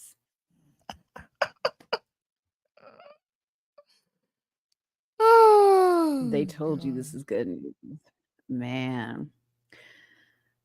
Well, that's all I got. I'm just saying, y'all. At some point, you got to wake up and smell the coffee. And you've been manipulated. You've been run amok and you've been led astray. Yeah. You got rid of McCarthy to put in this fool. And America still ain't secure. The border is still wide open. Stick with us. We'll wake you up. Subscribe. Hit the subscribe button. Come back on Friday. We'll be back with some more news, some more politics. We didn't get to the GOP debate, but honestly, you didn't miss much. It was more of Ramaswamy wiping the floor with these lackluster candidates. Chris Christie was simping to the max for Nikki Haley, and then he got told to walk his fat ass right across the bridge and go where he came from. That was savage. I thought Vivek actually did great. He did great. He did good, but he's been doing the best in all these debates. It was not, and he didn't do nothing different. Yeah. Except for, I thought it was dope that he wrote Nikki Haley is corrupt on the piece of paper on his notes when he was writing. He got an aerial shot of his paper. Yeah. Nikki Haley is a puppet of the MIC. Dude, her facial expressions every time Vivek said something about her was hilarious because she just looked like she was in panic mode. When he was like, she can't name any of the provinces, she wants to go in there and send money to and defend. She was just like, oh shit. Like the next question is going to be, go ahead and name the province. Yep. And she looked like she wanted to phone a friend. Like she was like,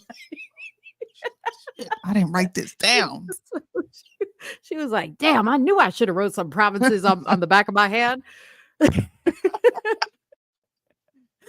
Oh, that shit was so funny. Listen, I will say this. I'm Trump down till the day I die.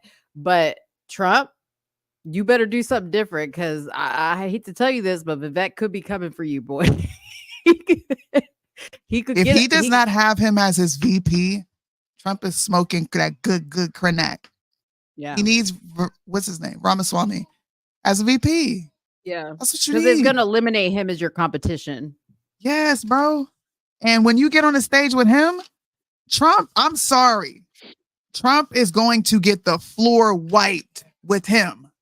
His whole ass is about to be across that stage, and Ramaswamy's name is going to be written across it when he's done. Yeah. I want to see, man, you want to talk about a good ratings situation? That would be great. Trump and Ramaswamy on the stage, boy.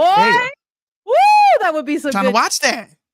No rules for Trump though. Trump don't get no rules. You don't get he can't ask no questions or whatever. He better come up there, and foreign policy is going to be made. This is why I said this conflict is going to be the conflict that determines its election. Yeah. Foreign policy is going to be discussed highly in this election. So if you've been asleep, a lot of y'all are about to be lost in the sauce. And I'm actually here for it because it's going to show you who's been paying attention and who hasn't. I'm here for it. Me too. We promise. Okay, you guys, if you guys hear of any live stream debates, whatever it is, please send them to us because we don't always hear about them. Like send them to the Somewhere in the Middle page, send them to me directly, send them to Soonie. So, because we love doing those live streams. We really enjoy them. And you guys have been messaging us that you enjoy them as well. So we want to give you guys more of that leading into the election season. We're going to start doing that. So facts. That'd be great. All right. Thank you guys. for watching. Subscribe, like, share. Peace out. Come back Friday. Make sure you come back Friday. Okay? Where's the outro? Bye. She rusty. They say the song's so offensive, but only if you get offended. I can't offend you without your permission, and you don't even have to listen.